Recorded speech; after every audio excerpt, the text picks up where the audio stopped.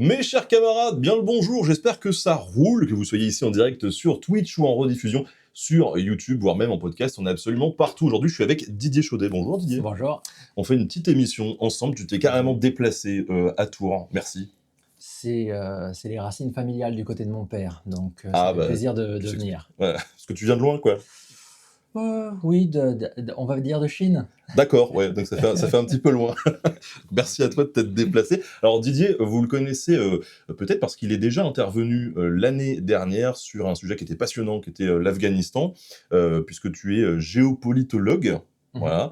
Et ce qui est intéressant, c'est que vous savez que dans cette émission, on reçoit des historiens, mais l'histoire, de plus en plus, c'est une discipline qui est connectée avec d'autres disciplines pour permettre d'éclairer un petit peu le passé. Alors, il y a des historiens, il y a des archéologues, il y a des anthropologues, il y a des sociologues, on peut faire appel à des histoires de l'art, et on peut faire aussi appel à des géopolitologues qui permettent d'éclairer finalement les situations complexes géopolitiques actuelles, aussi par l'explication du temps long, et c'est ce qu'on va faire aujourd'hui avec toi, parce qu'on va revenir sur le sujet de l'Iran. Exactement. Et là, on va traiter 2500 ans d'histoire. Voilà, en 2 heures. Voilà, Une tranquille, paille. easy, facile.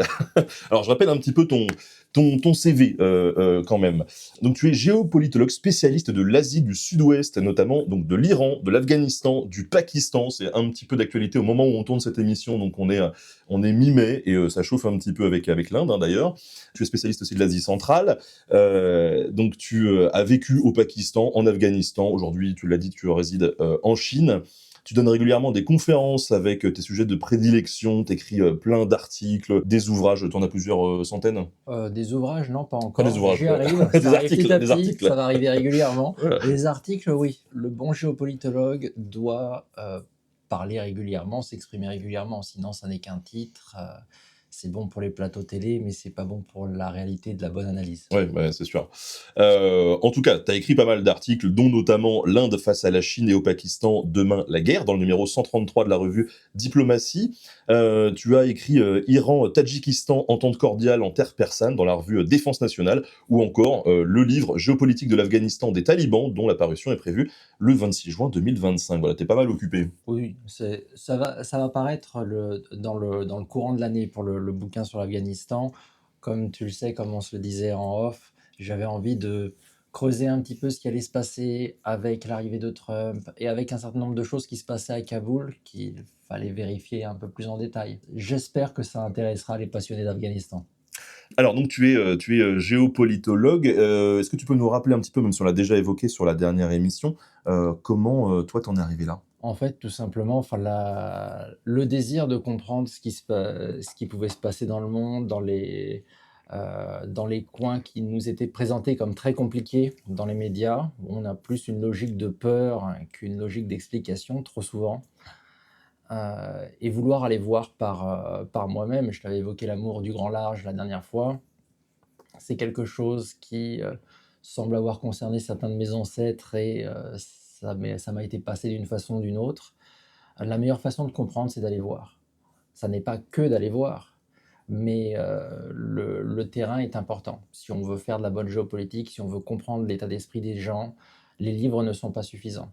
Et pour moi, le géopolitologue, c'est la personne qui est capable d'associer les livres, l'analyse en sciences politiques, mais aussi histoire, sociologie, etc., et aller voir ce qui se passe pour confronter, pour parfois voir les petites différences entre ce qui est dit dans les livres et ce qui se passe à un moment donné. Parce qu'il y a une grande différence entre ce qui peut se passer d'une année sur l'autre, et pour ça, il faut aller voir, encore une fois.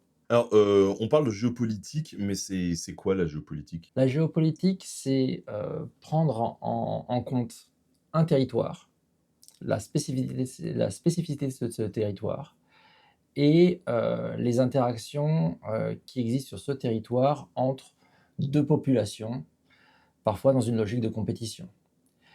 Quand on a dit ça, on a dit quelque chose de très large.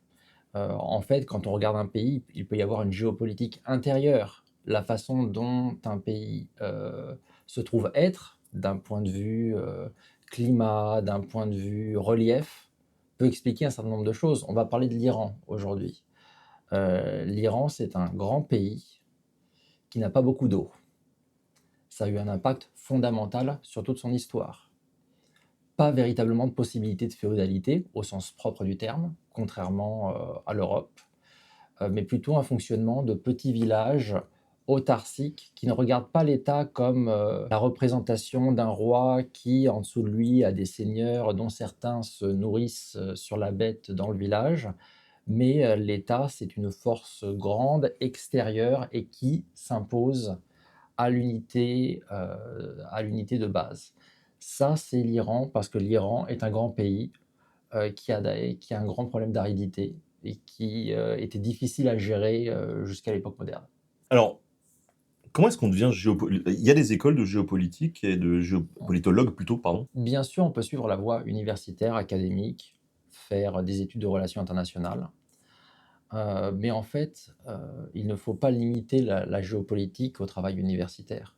Quand on veut parler de relations internationales, quand on est journaliste, quand on veut faire du consulting à l'étranger, du risque pays notamment, quand on travaille pour un certain nombre de boîtes, de plus en plus, il faut comprendre la situation géopolitique d'un pays. Il faut savoir associer aussi économie et politique. Donc bien sûr, on peut passer par l'université, on peut apprendre aussi par l'expérience, parce qu'au bout d'un moment, enfin, un certain nombre de banques, un certain nombre d'institutions peuvent avoir besoin de gens qui sont spécialisés sur un domaine, mais on devient meilleur avec le temps en apprenant. Mais en effet, commencer par des études de relations internationales. Mais j'aurais vraiment des scrupules à dire aux gens en général, surtout à des jeunes gens, partez dans l'approche universitaire pure et dure. Il y a des problèmes de financement en France. Les vrais terrains, ça demande de l'argent, c'est compliqué. Et j'ai pu entendre un certain nombre d'universitaires qui travaillent sur ces questions-là dire que s'ils devaient donner un conseil à des jeunes femmes, des jeunes hommes, ça ne serait pas d'aller dans la recherche aujourd'hui. Mais en fait, on peut faire de la géopolitique sans véritablement faire de la recherche universitaire pure. C'est une voie possible, ça n'est pas la seule voie. Et j'aimerais dire à ceux qui nous écoutent, ne vous limitez pas par peur parce que vous n'avez pas un titre quelconque. Si vous faites des terrains, si vous faites des lectures, dans le cadre de votre vie professionnelle, vous pouvez avoir une connaissance géopolitique de très haut niveau. Pour moi, un certain nombre de très bons spécialistes du Moyen-Orient sont des journalistes, pas des universitaires. Alors, toi aujourd'hui, tu as été, enfin tu travailles entre autres sur l'Iran. Comment est-ce que tu as été amené spécifiquement à travailler sur l'Iran? Il y a une part en tant que géopolitologue, il y a une part de géographie, déjà fatalement. J'avais commencé sur l'Asie centrale, puis comme j'avais une tendance malsaine à travailler sur les questions de sécurité, j'allais de plus en plus vers le sud. Donc pendant un temps, quand je vivais au Kazakhstan, j'allais de plus en plus vers le sud, aller voir l'Ouzbékistan, le Tadjikistan. Et quand on veut travailler sur la sécurité en Asie centrale, il faut aller voir un pays, l'Afghanistan, fatalement. Donc j'ai connu l'Afghanistan par le nord. Et quand on va vers l'Afghanistan, il y a deux pays qu'il faut connaître pour parler sécurité, diplomatie, relations internationales, l'Iran et le Pakistan. Par ailleurs, une partie de l'Afghanistan faisait partie des différents empires persans dont on va parler. Et de la même manière, on ne peut pas parler totalement du Pakistan sans se souvenir de son histoire persane au sens large. Donc en fait, quand on regarde les cartes du monde aujourd'hui, on voit les frontières actuelles. Mais ce sont des pays qui ont des histoires, les frontières ont bougé, les populations ont bougé. Et pour bien les connaître sur la durée, on ne peut pas rester juste sur un pays. L'Afghanistan, comme l'Iran, n'est pas une île. Ils appartiennent à un monde, en fait, à un monde turco-persan au sens large, qu'il faut connaître pour pouvoir bien les aborder sur la durée. Alors, vu qu'on parle de l'Iran, petite digression avant de rentrer dans le vif du sujet, parce que moi, tu m'as envoyé un petit mail avant de venir en disant je viens en physique pour qu'on fasse ça et qu'on se voit parce que c'est plus sympa. Et promis, je te ramène des pâtisseries persanes. Et du coup, bah, tu as tenu parole devant nous. Exactement. On a des pâtisseries. Tu as ramené quoi en fait? Parce je pense qu'on va boulotter enfin, en tout cas, toi, tu vas parler. Moi, je vais boulotter les pâtisseries si tu le permets. Mais tu nous as ramené quoi? Alors là, c'est du beheshti, ça veut dire paradis, paradisiaque. C'est à base de pois chiches. Celui-là, c'est le zaban, un peu long. Zaban, c'est la langue, donc en gros, ça représente la langue. C'est feuilleté, c'est assez léger. Et celui-là, ça m'avait un petit peu amusé, petit peu plus haut, c'est, Kuluche, mais Kuluche, c'est cookie ou pâtisserie. Donc en fait, quand j'ai vu le mot le nom, je me suis dit: «Oui, ça m'apprend strictement rien», mais ça fait partie en général du type de pâtisserie qu'on mange pendant Nowruz, pendant le nouvel an iranien. Et en général, en fait, on les retrouve dans le nouvel an iranien. Donc le BHT, je l'avais vu de différentes formes avant, donc mais on m'a dit que celui-là était très bon, donc parfait, essayons. J'essaierai d'en ramener plus la prochaine fois. Quand je peux passer en Iran, je te ramène des pleines boîtes, il y a pas de souci. Écoute, goûte-le et puis dis-moi si tu l'as trouvé bien, parce que quand même, tu été à Paris 6e, parce que tu es passé en transit là-bas. Là, on est à Tours. Tu as acheté ça chez Shirin Cam. Mmh. Bon, Ça n'est pas une promo quelconque, j'ai acheté les choses tout à fait normalement. bon, ben, moi, Mais ils font de bons produits. si tous les invités me ramènent des pâtisseries en venant en physique, je vais en faire plus, hein, des entretiens comme ça. C'est très bon, c'est un peu. C'est comme un sablé en fait. Exactement. Ouais.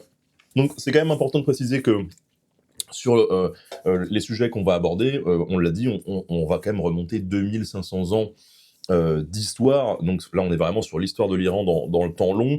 Donc on va pas forcément entrer dans les détails, mais on va tracer un petit peu les grandes lignes de cette histoire de l'Iran. Et on va commencer par l'Antiquité, direction l'Empire achéménide. C'est Exactement. quoi l'Empire achéménide? Pourquoi on commence là? Déjà parce qu'il faut commencer quelque part, c'est vrai, mais surtout, c'est là qu'on est face à une structure politique «persane» entre guillemets. Donc entendons-nous bien, en fait, les tribus iraniennes entre guillemets «indo-européennes» qui sont arrivées, sur le plateau iranien, il y en avait plusieurs. Il y avait les Persans, ce qu'on a appelé les Persans, les Mèdes, les Parthes, qu'on va revoir un petit peu plus tard.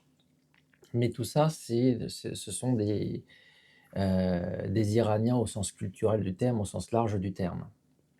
Et en fait, d'ailleurs, soit dit en passant, y compris dans la vision historique des Iraniens, il y a cette tendance à se présenter comme descendants des Aryens au sens propre du terme, hein, au sens indo-européen du terme. Sauf que, C'est quoi le sens euh, indo-européen du terme du coup, les Ariens? c'est-à-dire ces peuplades qui venaient de l'Altaï et qui se sont déplacées un petit peu partout dans le monde, un petit peu partout en Eurasie, et qui font qu'on retrouve un lien comme ça linguistique entre le sanskrit, les langues européennes et le farsi, le persan. Mais en fait, cette approche-là est en partie idéologique, parce que quand maintenant on en sait quand même un petit peu plus. Quand on regarde la généalogie véritablement des Iraniens, quand on peut faire un peu des études pour savoir qui sont leurs ancêtres, ce sont d'abord et avant tout des gens qui sont non indo-européens, qui étaient là avant. Les indo-européens sont arrivés ensuite et se sont greffés à la population. Il n'y a pas eu un remplacement de population, il y a eu un mélange de population, comme ça va arriver très souvent en Iran.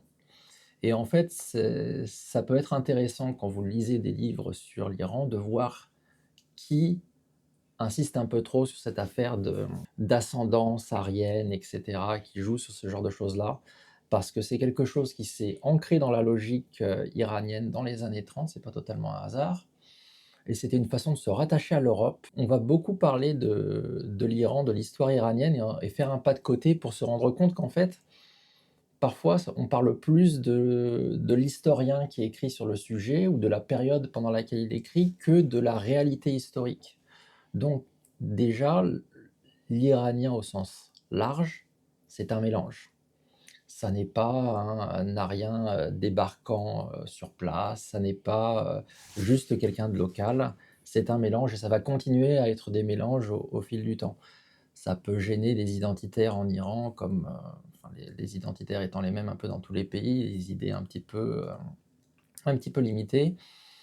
De fait, il y a du mélange et il continuera à avoir du mélange. Mais quand on arrive à l'empire achéménide, on est face à un empire qui a été fondé par par les Persans, ceux qui viennent de la région de Fars, une région spécifique en Iran. Et en fait, ils ont joué à un jeu géopolitique dont ils sont sortis vainqueurs.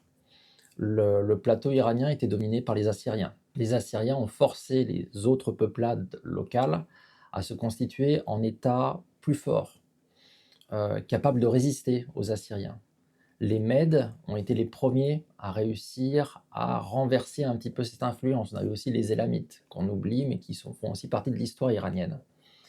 Et en fait, les Persans sont arrivés après en gagnant face à ces États voisins, face à ces concurrents, mais en faisant quelque chose de sans doute plus intéressant que d'autres acteurs, notamment les Mèdes, pas s'imposer uniquement par la violence, par la peur, mais en intégrant.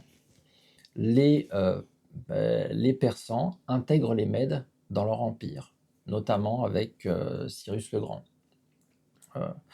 Et de fait, la conquête achéménide, c'est une conquête qui est bien sûr violente, c'est du militaire. Il ne faut pas tomber encore une fois dans le fantasme qui peut être mis en avant par une certaine historiographie iranienne qui présente Cyrus comme l'homme parfait, d'une gentillesse incroyable. C'est un chef d'État. Les chefs d'État sont rarement des gens sympathiques. Mais il a pu s'imposer en partie parce qu'il a su être tolérant, ne pas briser les idoles des autres, ne pas détruire leur religion, ne pas détruire leur temple, les laisser vivre comme ils veulent vivre, et avoir sur place des gens qui gèrent la situation, mais avec une approche light.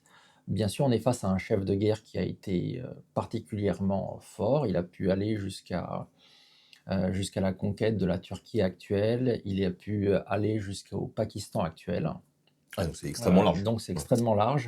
C'était l'empire le plus important au monde. Sauf que là encore, quand on parle d'empire achéménide, pour se faire une idée en termes de date, si je ne dis pas de bêtises, c'est de moins 559 à moins 330, pour se donner une idée générale. Cyrus réussit à faire ses conquêtes, puis arrive son fils Cambyse.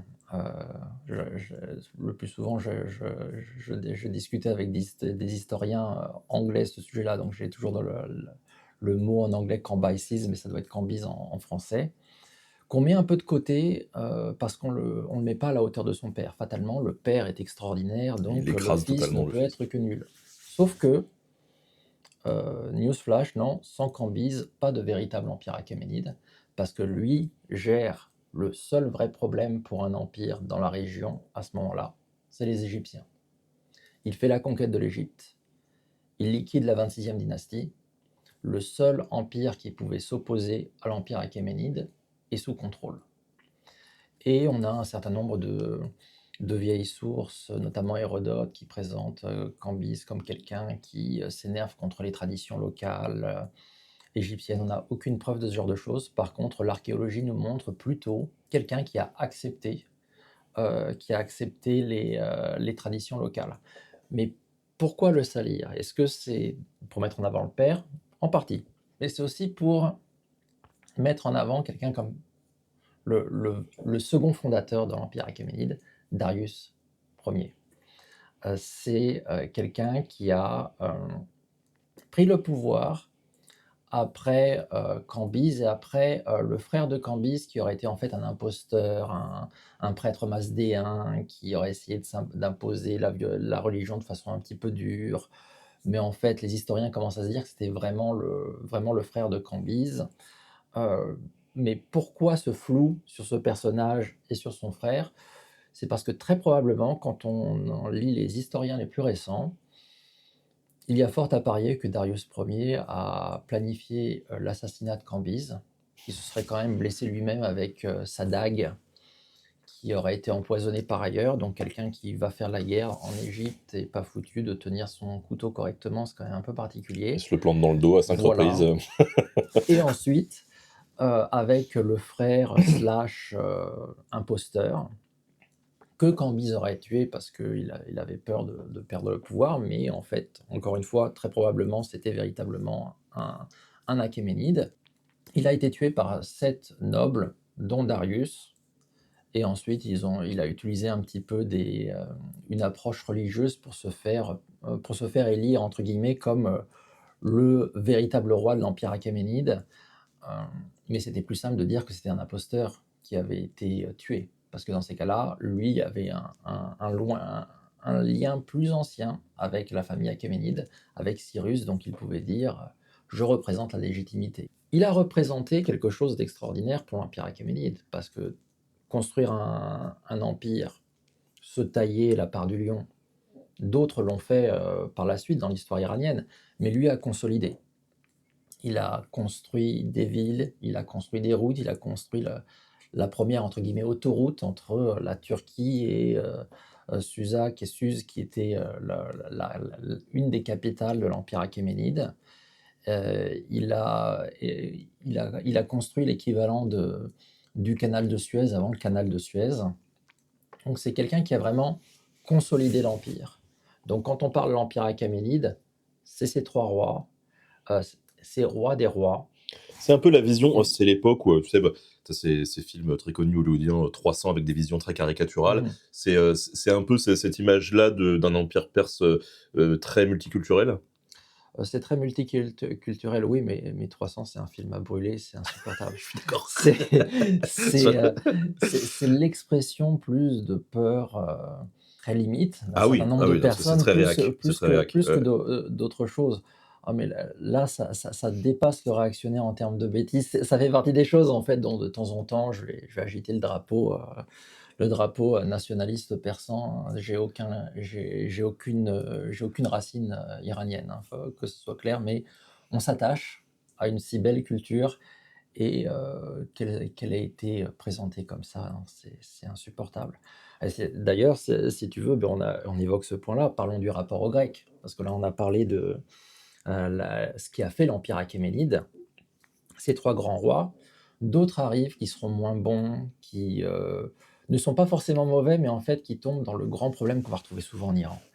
C'est-à-dire des fils d'eux, des gens faits pour devenir roi des rois, qui se battent entre frères, qui naissent dans le sérail, qui naissent dans le harem, qui sont parfois un peu coupés des réalités, qui en deviennent cruels, Cyrus, c'était quelqu'un qui était au combat avec ses troupes, qui voyait comment les choses se passaient. Encore une fois, Cambyse, c'est quelqu'un qui était en Égypte pour la conquête de l'Égypte.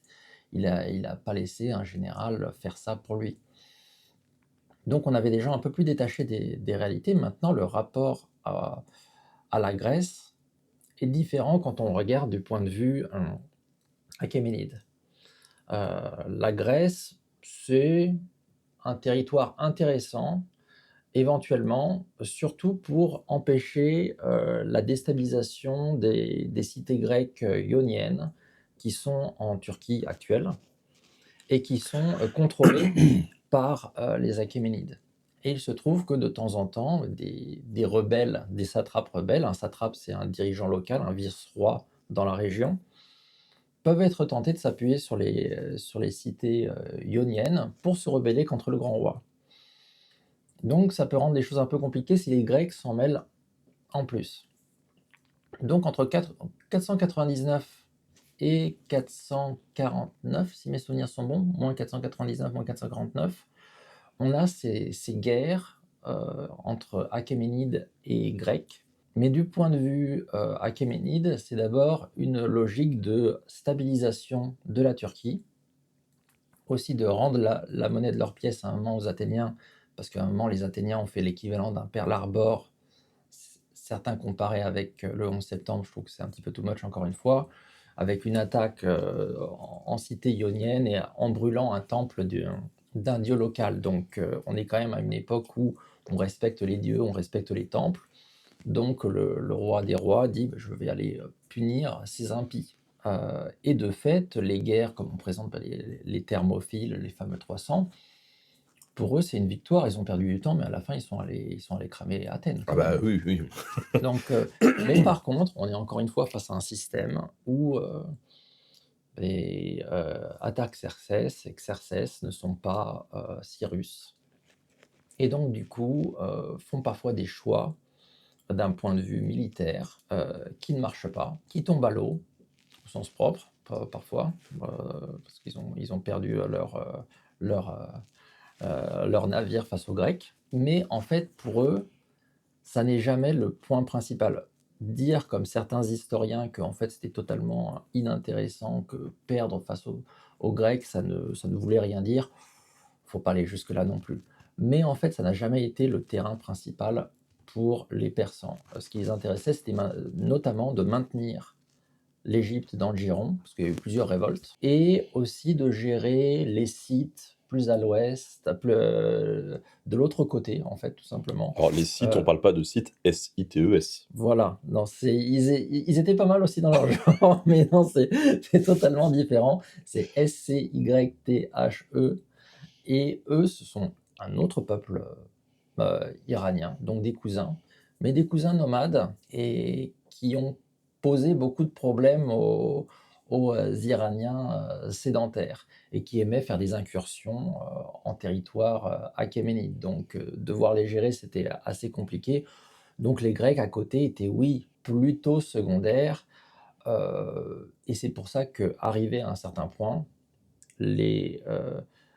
l'Empire achéménide a arrêté de se poser la question de savoir est-ce qu'on va réussir à les conquérir par la force. Ils ont plutôt utilisé l'argent, se tournant vers Sparte ou vers Athènes pour réussir à créer un équilibre entre les deux, pour se concentrer sur ce qui était l'essentiel, et pour se concentrer, hélas, aussi, hélas pour les Achéménides, sur des luttes internes entre prétendants au trône. Parce qu'en fait, on était à une époque aussi où il y a un roi des rois à plusieurs femmes, et en fait, même si la femme était une ancienne esclave, peu importe, l'héritier est mâle, il y a possibilité d'obtenir un trône dans cette affaire. Donc, avec chaque fois des gens qui représentent des ethnies différentes, des groupes régionaux différents, et qui poussent du coup leurs prétendants.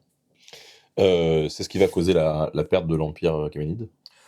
En bonne partie, parce qu'en fait, à force de se combattre les uns les autres, ils ne se rendent pas compte d'une chose, c'est qu'en fait, si pour eux, la Grèce est relativement secondaire, le panhellénisme s'est construit dans l'opposition au monde persan. Donc, le panhellénisme, c'est une certaine unité du monde grec, hein. Voilà, Ouais. exactement. Et de fait, quelqu'un qui réussit à utiliser le panhellénisme, c'est le royaume de Macédoine, Philippe, puis Alexandre, qui eux-mêmes sont des Grecs de façon limitée du point de vue d'un certain nombre de personnes, Athéniens, Thèbes qui s'en souvient parce qu'elle a été rasée par Alexandre le Grand, on va dire Alexandre le Maudit, hein, comme on parle d'un point de vue iranien, c'est comme ça qu'un certain nombre l'appellent dans la tradition iranienne. Ah, c'est rigolo de voir de voir les titres qui changent. Ouais. Un petit peu. Il a laissé un souvenir très limite parce qu'il a quand même brûlé Persépolis. Mais en fait, ils ne se rendent pas compte que du côté grec et macédonien, on se renforce et on se construit en opposition au monde perse. Il y a le souvenir aussi de l'anabase de Xénophon. C'est quand même deux prétendants au trône achéménide, et l'un d'entre eux, qui s'appelle lui aussi Cyrus, pas aussi grand, pas aussi intelligent que son ancêtre, qui fait venir l'équivalent de 10 000 mercenaires grecs en territoire achéménide, quasiment jusqu'à la capitale. Manque de chance pour les 10 000, Cyrus perd, il a essayé de tuer son frère, c'est lui qui se fait tuer, et donc Xénophon, qui d'ailleurs est venu soutenir ce prétendant en gentleman aristocrate, parce qu'il n'aime pas trop la démocratie et qu'il considère que le système de Cyrus est quand même bien mieux, mais qui met en avant l'image d'un empire en fait qui pourrait être pris, parce qu'en fait les Grecs sont forts, sont virils, ils sont face à eux à un empire qui s'est un petit peu amolli. Et du coup, il y a tout un fantasme aussi par rapport à l'Iranien amolli qu'on peut écraser en fait si on le veut bien. Et de fait, les troupes macédoniennes et les troupes grecques qui vont débarquer face au dernier Darius sont des gens qui, eux, ont combattu, qui ont une vision idéologique qui peut les unir. Et face à eux, ils ont un roi des rois en fait de fraîche date, qui est le produit des combats de palais, et qui n'est pas si fort, pas si soutenu que ça à l'intérieur de l'Iran. Donc on présente Alexandre le Grand comme quelqu'un qui a eu le coup d'œil à la Napoléon. C'est surtout quelqu'un qui a profité d'un système qui n'était plus aussi solide que ça et qui avait aussi face à lui des populations parfois qui rejetaient la domination achéménide. Les Égyptiens l'ont très bien accueilli. Alexandre le Grand qui va aller très loin lui aussi, hein. Voilà, Ouais, jusqu'en Inde. voilà jusqu'en Inde, jusqu'à l'équivalent de Lahore, de Taxila, donc on est vraiment à la frontière indo-pakistanaise actuelle. Alors Alexandre le Grand prend possession de la région, pas de bol, il meurt jeune. Qu'est-ce qui se passe du coup? On n'a pas d'équivalent de grand Darius parmi les gens qui succèdent à Alexandre. Ce sont ces généraux qui se partagent des territoires et qui deviennent rois de différentes régions. Dans la région qui nous intéresse, c'est les Séleucides qui apparaissent, qui se solidifient véritablement en 312, en moins 312 si mes souvenirs sont bons, qui vont exister de façon très réduite jusqu'à la conquête de Pompée en moins 49. En fait, on est face à une version Wish de l'Empire achéménide. Encore une fois, là, il y a peut-être T'étais pas tendre là, c'est utiliser des mots là. Ouais. En fait, on est face à un État très décentralisé où des nobles peuvent vraiment s'imposer au niveau local et soutiennent la dynastie séleucide qui s'appuie toujours sur une colonisation grecque et macédonienne qui débarque régulièrement. Mais quand on parle de colonisation, entendons-nous bien, il y a vraiment une différence entre la colonisation moderne, 19e, 20e siècle, et ce type de colonisation. La grande différence étant le racisme. C'est-à-dire qu'un Grec qui s'installe dans la Bactriane, dans l'Afghanistan actuel ou dans la Perse actuelle, dans l'Iran actuel, peut regarder de haut les locaux, mais au bout d'un moment, ça peut se marier localement. Son fils, sa fille va se marier également localement. Et en fait, ça forme des gens qui aujourd'hui se considèrent comme des Iraniens pur jus. Alors qu'en fait, leurs racines sont en Macédoine profonde si on regarde du côté du père. Donc encore une fois, on est sur cette logique de mélange qui continue. Les Séleucides installent des nouvelles villes où ils viennent un petit peu avec un modèle grec, avec un côté un petit peu parlementaire aussi qui s'installe, qui apporte quelque chose d'un peu de nouveau dans la région. Mais de fait, le régime est difficilement stable parce qu'il est trop décentralisé. Les Achéménides, leur force, c'est qu'ils avaient réussi à donner une certaine liberté localement, mais en même temps, il y avait un centre, il y avait un roi des rois qui dominait. Donc ça va ouvrir une brèche au Parthes à partir de moins 247. Ils viennent de quel côté les Parthes? Ils viennent, c'est une bande de Scythes qui débarquent, les mêmes types de Scythes que j'ai évoqués, qui s'installent en territoire parthe qui est au nord-est de ce qu'était l'Empire achéménide et l'Empire séleucide. Donc on est vraiment entre l'Iran actuel, l'Afghanistan actuel, et on est face à des populations nomades. Donc quand je dis qu'ils débarquent, c'est qu'en fait, contrairement à l'image qu'on a pu avoir de hordes, comme on a eu cette image un petit peu caricaturale des invasions barbares en Europe, de la même manière, là, ce ne sont pas des hordes qui attaquent et qui s'installent de force. Ce sont des gens qui venaient depuis un certain temps, qui se sont installés depuis un certain temps dans ce territoire parthe, au point d'en prendre la langue. Là, ils parlaient une langue iranienne, mais ça n'était pas le parthe. Ils l'adoptent au bout d'un certain temps. Ils construisent une ville. En fait, ils profitent du fait surtout que un dirigeant local, un grec d'ailleurs, soit dit en passant, avait décidé de prendre son indépendance du roi séleucide pendant que celui-ci guerroyait en Syrie pour stabiliser la région et avec les Égyptiens, les Ptolémées. Donc il était un peu loin pour s'imposer. Et cette personne a cru qu'elle pouvait créer une petite dynastie pour sa propre famille. Manque de chance, les Parthes ont repris l'idée, mais sans lui et sans sa tête, au sens propre. Donc ils se sont installés, ils ont créé leur propre dynastie à partir de là, sur ce territoire.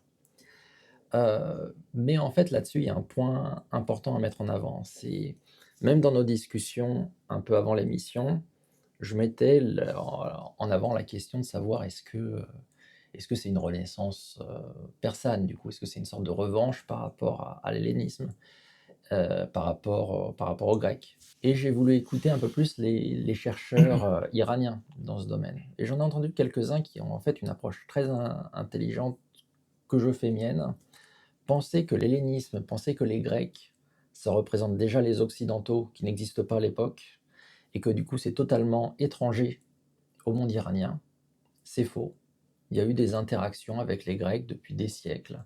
Il y a eu des guerres, mais il y a eu aussi des Grecs qui ont beaucoup combattu pour le grand roi. En fait, Alexandre le Grand a dû combattre beaucoup d'autres Grecs qui travaillaient pour le grand roi, qui ont été ses bras droits parfois militairement. Et en fait, pour les Iraniens, l'hellénisme faisait partie du paysage et était une culture qui n'était pas si étrangère que ça.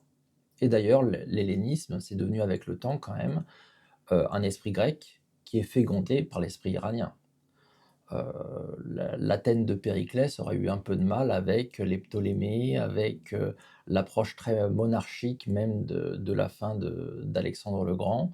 On est face à deux différentes périodes parce que la culture a évolué aussi.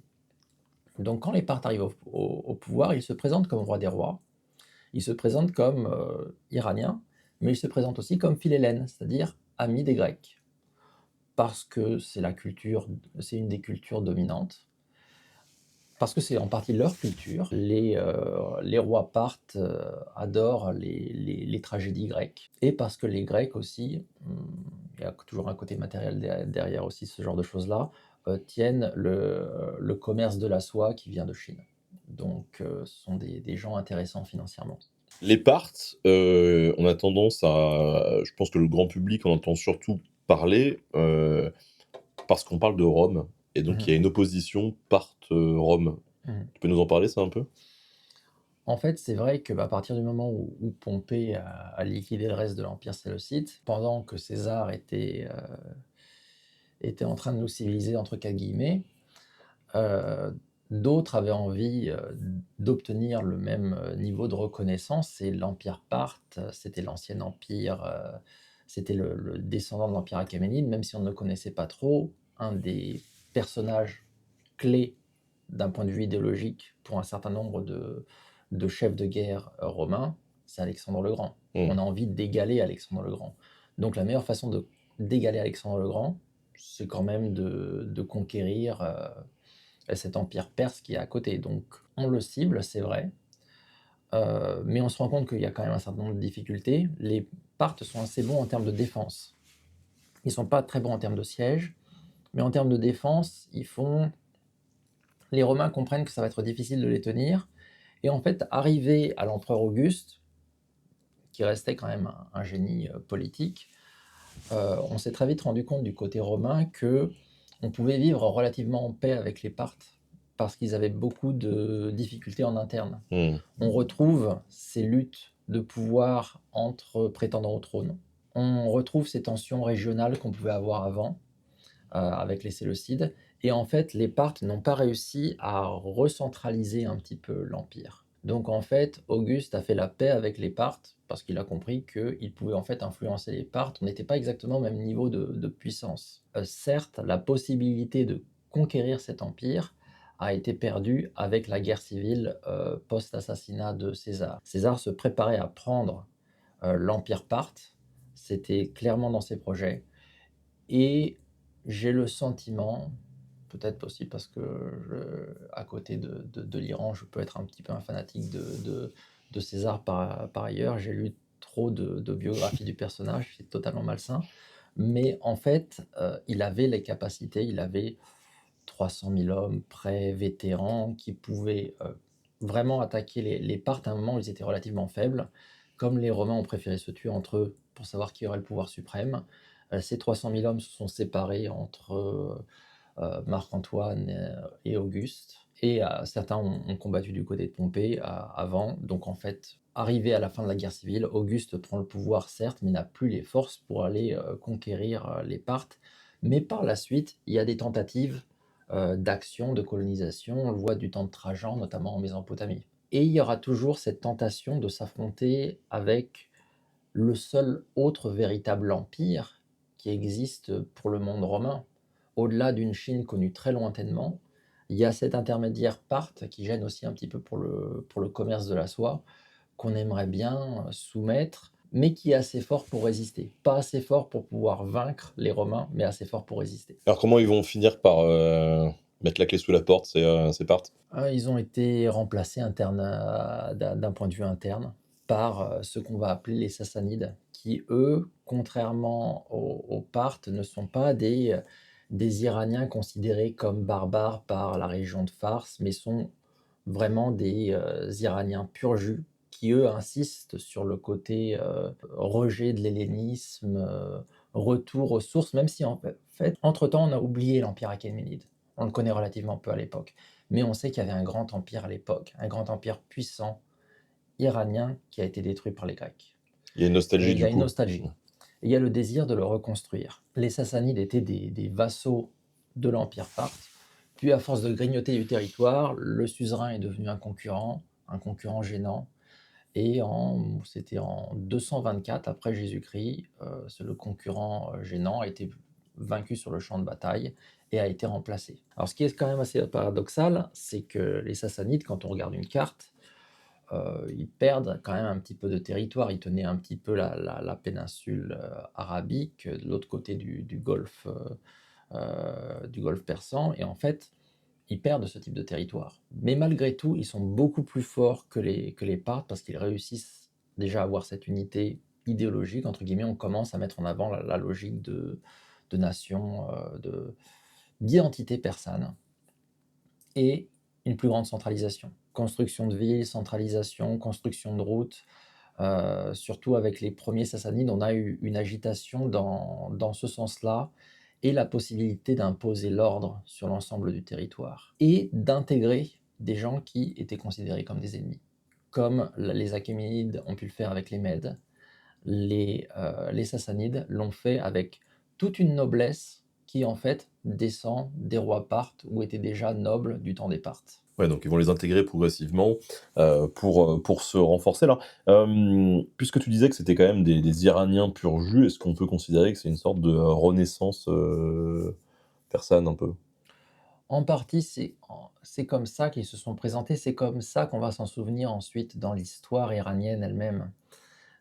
C'est-à-dire qu'il y a eu un certain nombre de reconstructions qui ont été faites, notamment dans le cadre d'un nationalisme iranien moderne, qui fait des Sassanides des héros comme les Achéménides face à l'influence occidentale considérée comme mauvaise, envahissante.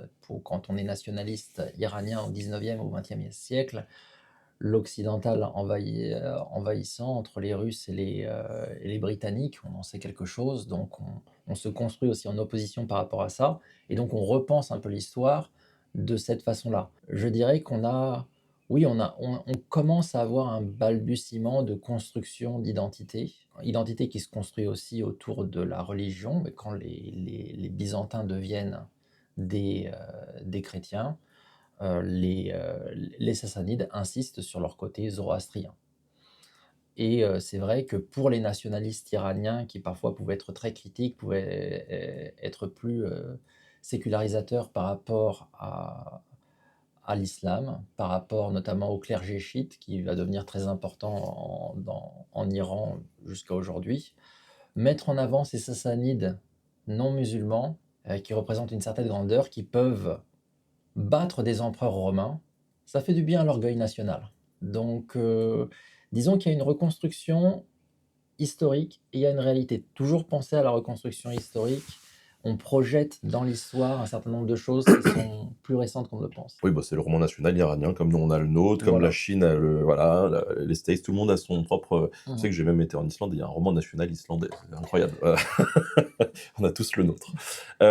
Tu as lâché un mot, celui des zoroastriens. C'est quoi le zoroastrisme? Le zoroastrisme, c'est déjà une vision religieuse qui a évolué dans le temps, mais qui est, à mon avis, capitale. On a tout le débat de savoir si on doit se présenter comme judéo-chrétien. Il y a eu un livre récemment qui est sorti qui critique cette notion abrahamique. En fait, nous sommes les enfants de Zoroastre. C'est aussi simple que ça d'un point de vue religieux, parce que c'est du zoroastrisme que vient la vision de d'un Dieu unique et tout-puissant, d'un sauveur à la fin qui peut sauver l'humanité, d'un enfer et d'un paradis. La logique des anges également, tout ça, il semblerait que les Juifs exilés à l'époque en Mésopotamie l'ont pris, se sont inspirés des Zoroastriens quand Cyrus les a libérés. Quand on regarde l'Ancien Testament, Cyrus, c'est loin du Seigneur, c'est un prophète, c'est un homme qui représente la possibilité de reconstruire le temple, aux Juifs de revenir dans la terre promise, qui est vu de façon très positive, en fait. Et contrairement à ce qu'on pourrait penser aujourd'hui, en fait, les traditions religieuses, ce sont des choses qui se construisent dans le temps. Et on va souvent voir ce que les petits camarades font à côté, on s'en inspire. Et certaines personnes pourraient dire que le judaïsme a aussi influencé le zoroastrisme, très probablement. Mais le monothéisme est devenu à la mode, en partie grâce à une influence zoroastrienne, sachant qu'on pourrait me dire, et à raison, que le zoroastrisme n'est pas totalement un monothéisme, mais ce sont les débuts. C'est-à-dire que la logique de Zoroastre au départ, c'est de prendre une religion traditionnelle qui peut faire penser au monde des Védas, au monde plutôt indien, hindou, mais en le transformant, le réformant radicalement. Encore une fois, ça a été un des premiers qui a lancé un petit peu une série, par un discours avec Dieu directement ou avec un ange qui lui passe les informations. Mais c'est avec un type de poème qu'on a appelé les gathas, qui sont au cœur de la religion zoroastrienne, ensuite qui s'est développé, qui est devenu en partie polythéiste selon les endroits, mais qui met en avant un dieu principal, Ahura Mazda, qui est le dieu de la création, qui est fondamentalement bon, mais qui doit lutter contre le mal qui a corrompu la création. Et en fait, si on prend un certain nombre d'auteurs, l'idée serait au départ que notre monde actuel a été créé pour piéger le mal qui essayait de pourrir la création en nous transformant, nous humains, comme des combattants pour le bien, et c'est pour ça qu'on doit choisir entre le bien et le mal. C'est comme ça que le zoroastrisme a expliqué la notion de mal.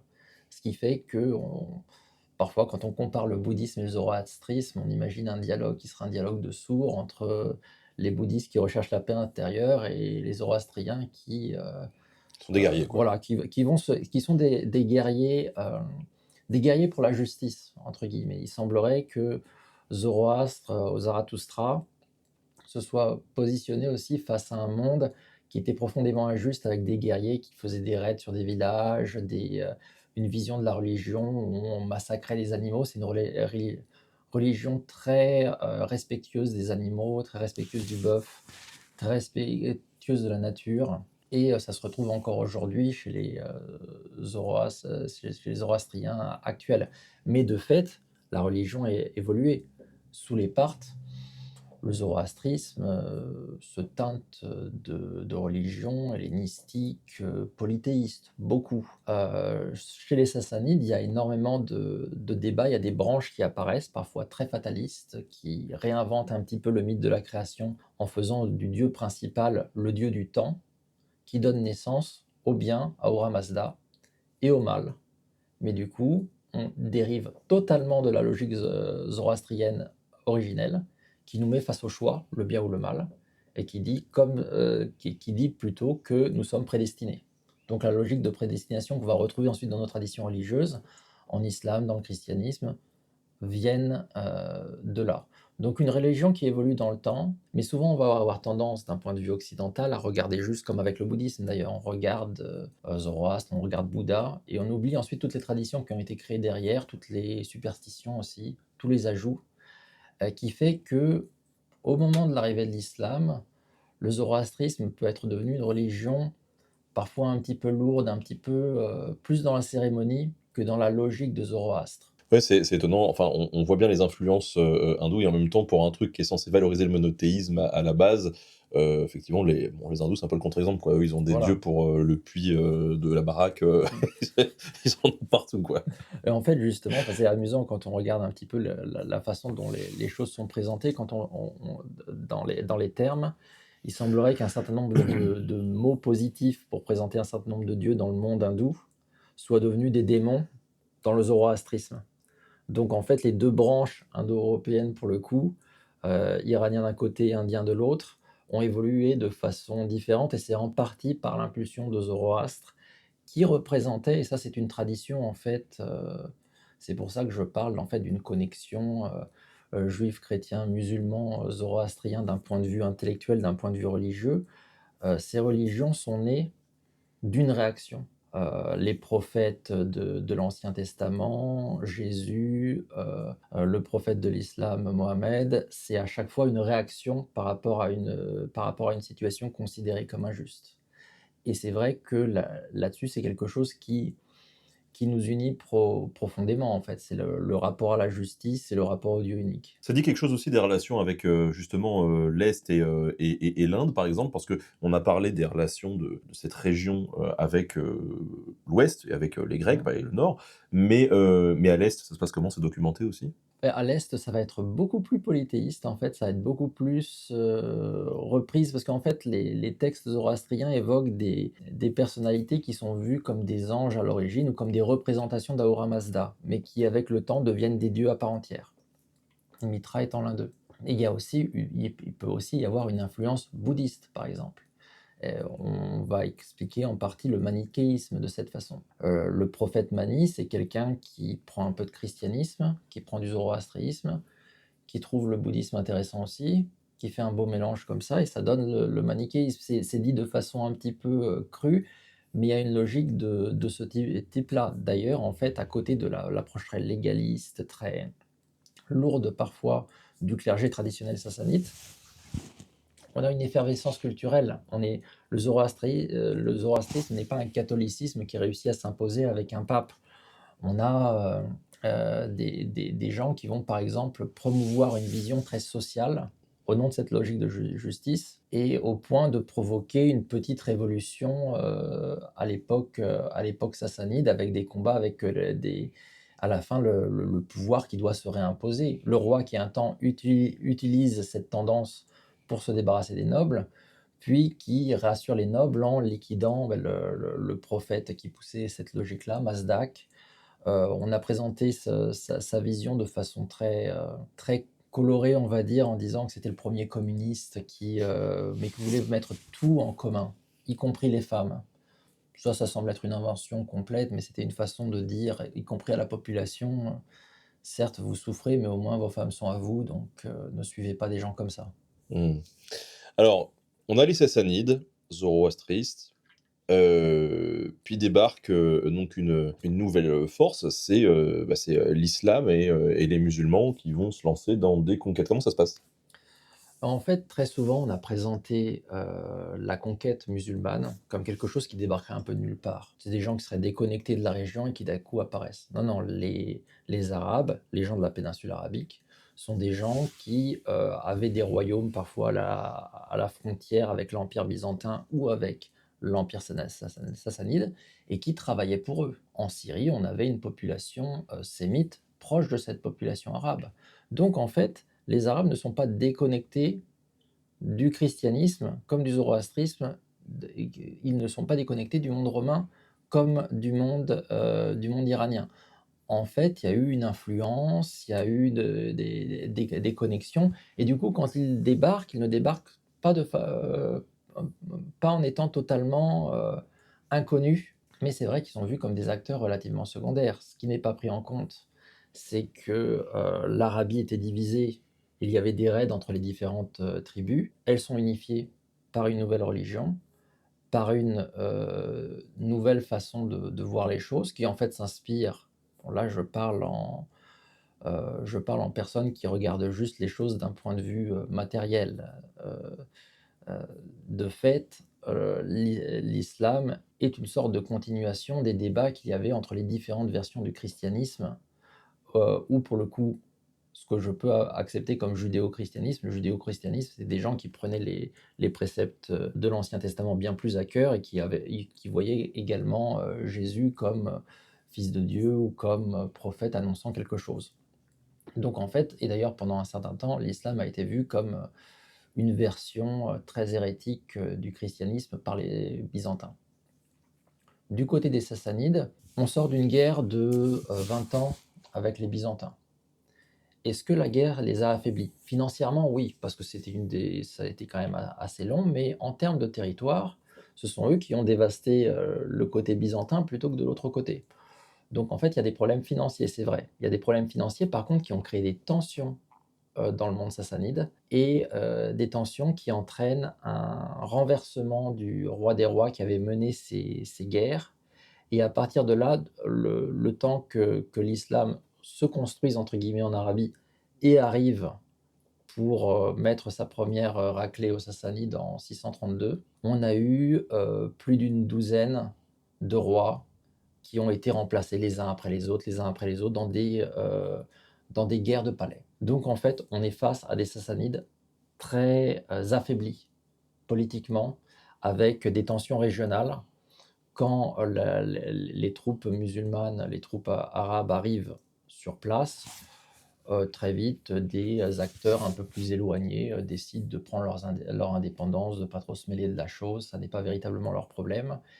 Et du côté sassanide, en effet, il peut y avoir un certain mépris chez ces acteurs qu'on considérait comme secondaires, c'est des anciens vassaux.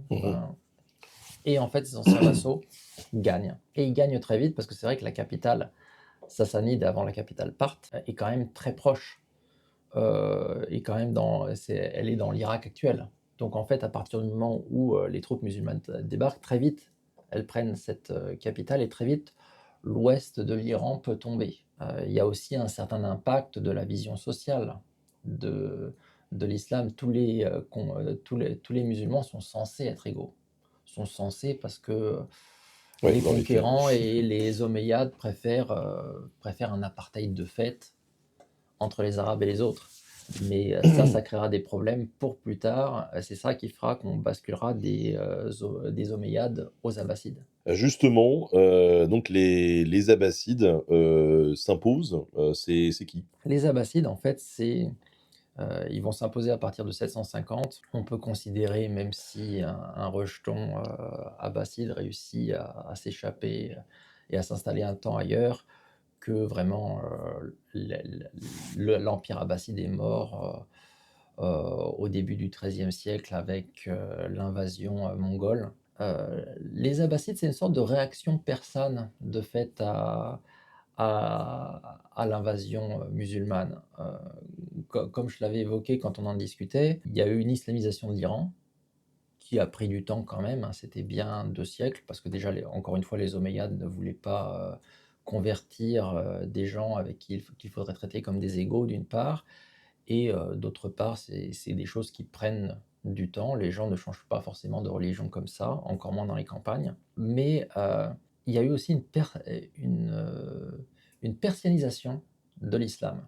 Parce qu'en fait, parmi ceux qui se sont convertis, il y avait des gens qui ont voulu apprendre l'arabe. Et ça a donné les meilleurs grammairiens du monde arabe sont des Persans à l'origine. Ce ne sont pas des gens qui sont nés dans le monde arabe. Tout ce qu'on a appelé comme l'âge d'or de l'islam, des débuts de l'islam, c'est un âge d'or arabo-persan. C'est-à-dire ce sont des gens qui, bien sûr, prennent la langue arabe parce que c'est la langue du conquérant. C'est un empire qui semble apparaître de nulle part, qui s'étend très loin des deux côtés du monde, qui réussit à humilier Roum, romain, byzantin et sassanide. Donc c'est forcément quelque chose qui est soutenu par Dieu. À l'époque, on pense de cette façon-là. Donc on adopte l'arabe, mais on reste quand même des Persans, des Iraniens. Et du coup, quand on regarde l'histoire des 2 premiers siècles de l'histoire de l'islam, on voit parmi les grands scientifiques, les poètes, les grammairiens, on voit des Persans. Et quand je dis Persans, là, ça va vraiment être au sens large, c'est-à-dire qu'on parle de l'Iran contemporain, le territoire de l'Iran contemporain, mais aussi une bonne partie de l'Afghanistan et une petite partie de l'Asie centrale. Parce que très longtemps, le monde persan, c'est ça. C'est pour ça que j'évoquais le fait qu'on ne puisse pas totalement s'arrêter aux frontières actuelles. Donc les Abbassides représentent cette expression politique d'une persianisation parce que la rébellion vient de l'Est persan. Quelqu'un qui s'appelle Abou Muslim, quelqu'un qui avait un profil assez particulier, représente la révolte des Abbassides. Qu'est-ce que c'est que cette révolte des Abbassides? C'est des gens qui sont entre le sunnisme et le chiisme. Le sunnisme, c'est le fait que c'est la vision traditionnelle de l'islam qui ne donne pas un pouvoir particulier à la famille du prophète. Et le chiisme, c'est des gens qui considèrent que la famille du prophète représente quelque chose de sacré face auquel il faut se soumettre. L'avantage de se soumettre à une famille, c'est qu'on peut dire à tout le monde, y compris aux Arabes qui ont le pouvoir, on est tous égaux face au grand chef. Donc il y a cette vision déjà révolutionnaire dans le schisme qu'on retrouve dès les débuts et qui se renforce du fait qu'aussi, qu'au-delà de cette tension entre Arabes et Persans, il y a aussi une unité entre des populations arabes considérées comme secondaires, qu'on envoie d'ailleurs très loin, dans les terres persanes du Khorasan, qui sont entre l'Iran et l'Afghanistan, qui vont s'installer, qui sont pauvres, à qui on ne donne pas un gros morceau du gâteau. Et ces populations persanes qui se disent qu'elles aimeraient quand même avoir une influence dans l'empire dans lequel ils vivent. Et cette rébellion, d'ailleurs, qui est assez amusante parce qu'on retrouve dans les combattants autour d'Abou Muslim des musulmans, chiites, sunnites, mais aussi des zoroastriens. Et d'ailleurs, à un moment, Abou Muslim, pour faire plaisir aux zoroastriens, va mater une révolte particulière d'un prophète qui se présente comme zoroastrien. Il est hérétique, il s'en charge, les zoroastriens sont contents, ils continuent à le soutenir, et tout ça arrive à dégager les Omeyyades et installer les Abbassides. Et à partir de là, on se trouve face à la réalité de ce qu'est la civilisation musulmane. La civilisation musulmane, c'est une civilisation arabo-persane. Là aussi, il y a du mélange, les Turcs arrivent plus tard, ils apportent autre chose dans le mix, mais à cette époque-là, à l'origine, c'est arabo-persan. C'est un beau bordel pour se retrouver entre les différents courants. Exactement. Quand les Turcs vont arriver, ça va être encore pire. Donc là, faut se faire plaisir, c'est relativement simple, entre guillemets. Encore, ouais. Alors, à quoi ils vont être confrontés ces Abbassides? J'imagine que ça va pas être tout rose non plus pour eux. Une difficulté de garder l'unité dans le, dans le territoire, la montée de forces centrifuges diverses. Pendant un temps, les Abbassides, qui, après avoir joué sur le côté chiite, se présentent quand même comme des orthodoxes sunnites, se trouvent mis sous la coupe d'une petite dynastie plutôt persane, qui est chiite. Donc pendant un temps, les chefs de l'islam sunnite sont dépendants totalement, y compris militairement, d'un petit groupe chiite qui pendant un temps pensait d'ailleurs détruire la Kaaba à la Mecque, ils ne l'ont pas fait malgré tout. Par la suite, vous avez les Turcs qui arrivent de la zone centra-asiatique. Donc là, quand je parle de Turcs, c'est vraiment les Turcs, les Turciques, les turcophones, au sens très large. Donc là, il ne faut pas penser à la Turquie actuelle. Ce sont en partie les ancêtres de la Turquie actuelle, entre autres, mais plutôt des centres asiatiques, et qui, entre-temps, ont été islamisés, et qui du coup jouent sur le fait qu'ils vont libérer les Abbassides sunnites de la mauvaise influence chiite pour conquérir l'Iran. Mais en fait, on est face à des gens qui, avec le temps, aussi sont très vite persianisés. Donc en fait, on va avoir des dynasties qui vont se créer, notamment les Ghaznavides, puis ensuite les Seljoukides. À chaque fois, ce sont des gens qui arrivent, qui sont des Turcs, des nomades, qui cassent la gueule à tout le monde et qui deviennent les patrons, et qui, au bout d'une génération, écrivent des vers en persan. Et d'ailleurs, entre-temps, il y a cette évolution de la langue persane qui renaît. Et c'est une langue tout ce qui est écrit à cette période peut être compris par un Iranien, par un persanophone aujourd'hui. La langue renaît de ses cendres. Localement, on est quand même, et régionalement, on est très heureux d'être associé à une vieille culture. Et en fait, ceux qui vont soutenir une création culturelle immense qui va faire renaître cette culture persane, ce sont des dynasties d'origine turque. Le Shahnameh, qui est vraiment enfin, l'équivalent de l'Iliade et de l'Odyssée pour les persanophones, c'est vraiment quelque chose qui est ancré dans la culture. C'est l'histoire des rois persans jusqu'à l'arrivée de l'islam.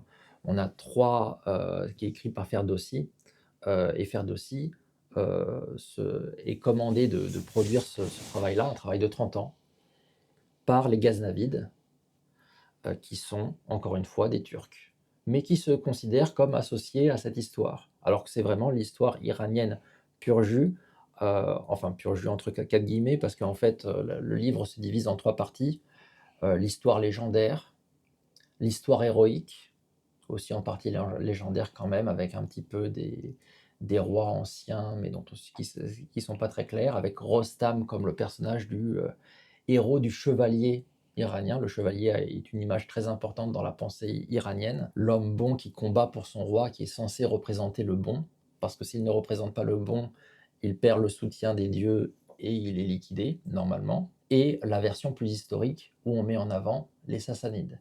Et Ferdowsi, qui est un musulman, qui est clairement un musulman, face à une dynastie qui est clairement musulmane, chante les Sassanides et pleure l'invasion arabe. C'est quelque chose d'assez amusant quand on la regarde avec distance. On se rend compte quand même d'une certaine plasticité de la mentalité à l'époque qu'on a peut-être du mal à comprendre aujourd'hui. On peut être musulman et pleurer l'invasion musulmane parce que ce sont quand même des gens à côté qui étaient pas si bien que nos ancêtres, quand même. Même s'ils avaient la religion révélée, les Sassanides, c'était quand même autre chose.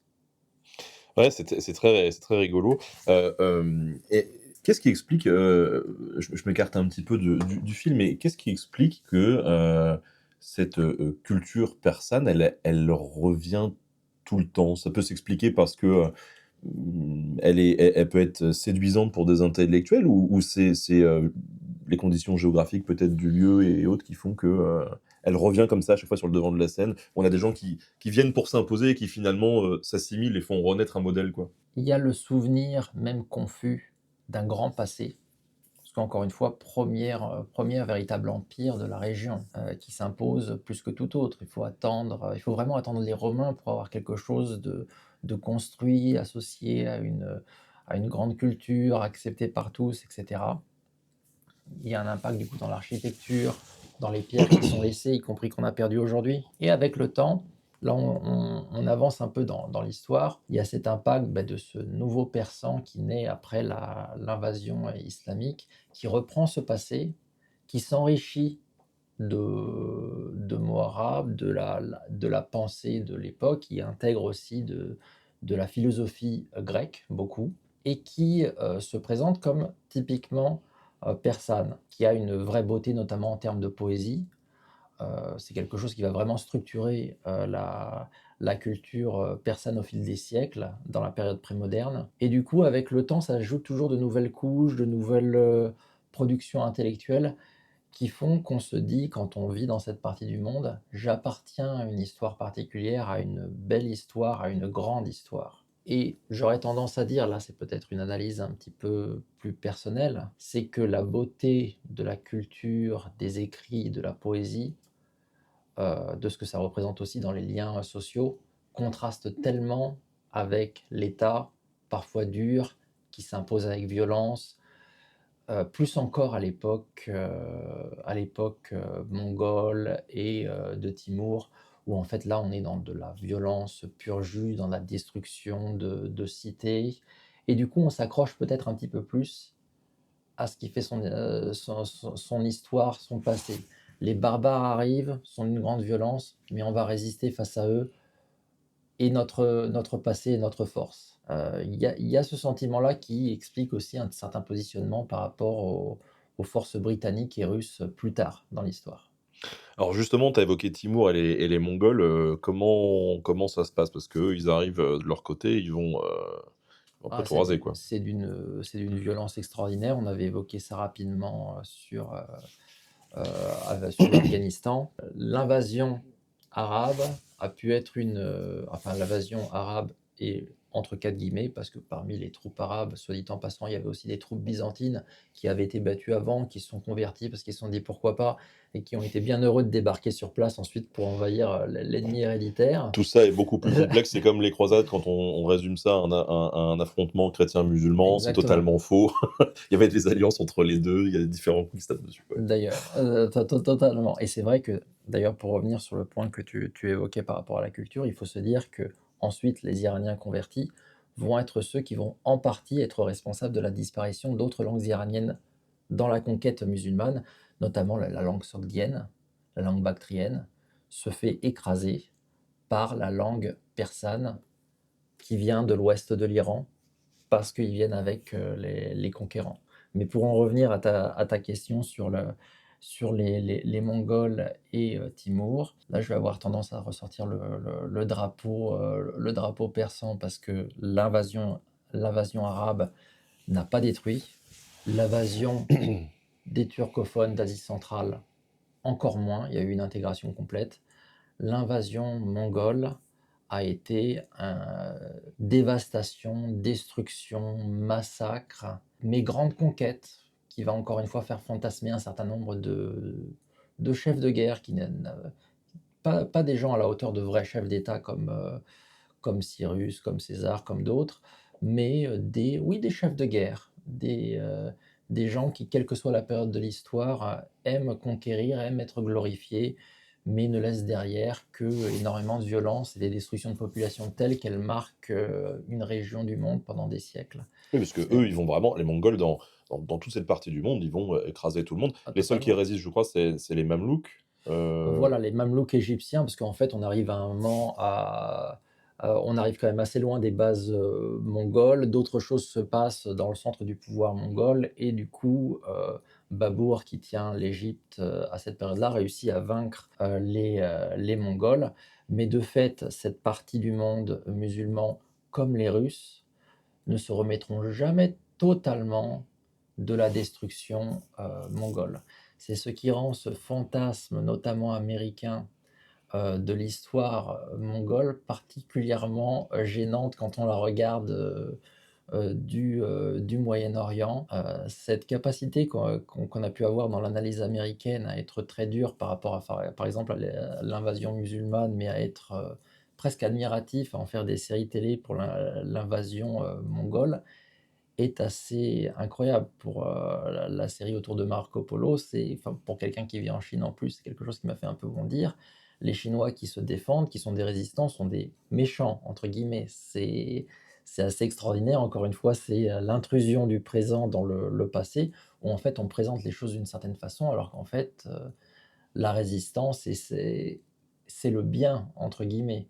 Et du point de vue des Iraniens, lors de l'invasion mongole, clairement on est face à un ennemi qui fera énormément de mal, mais qui en plus laisse en germe l'idée que Genghis Khan est un grand homme, est un nouvel Alexandre. Et Timour veut être ce nouvel Alexandre. Et il fonctionne de la même manière. Il essaye de copier Genghis Khan, il se marie avec des gens de la famille de Genghis Khan pour être reconnu comme tel.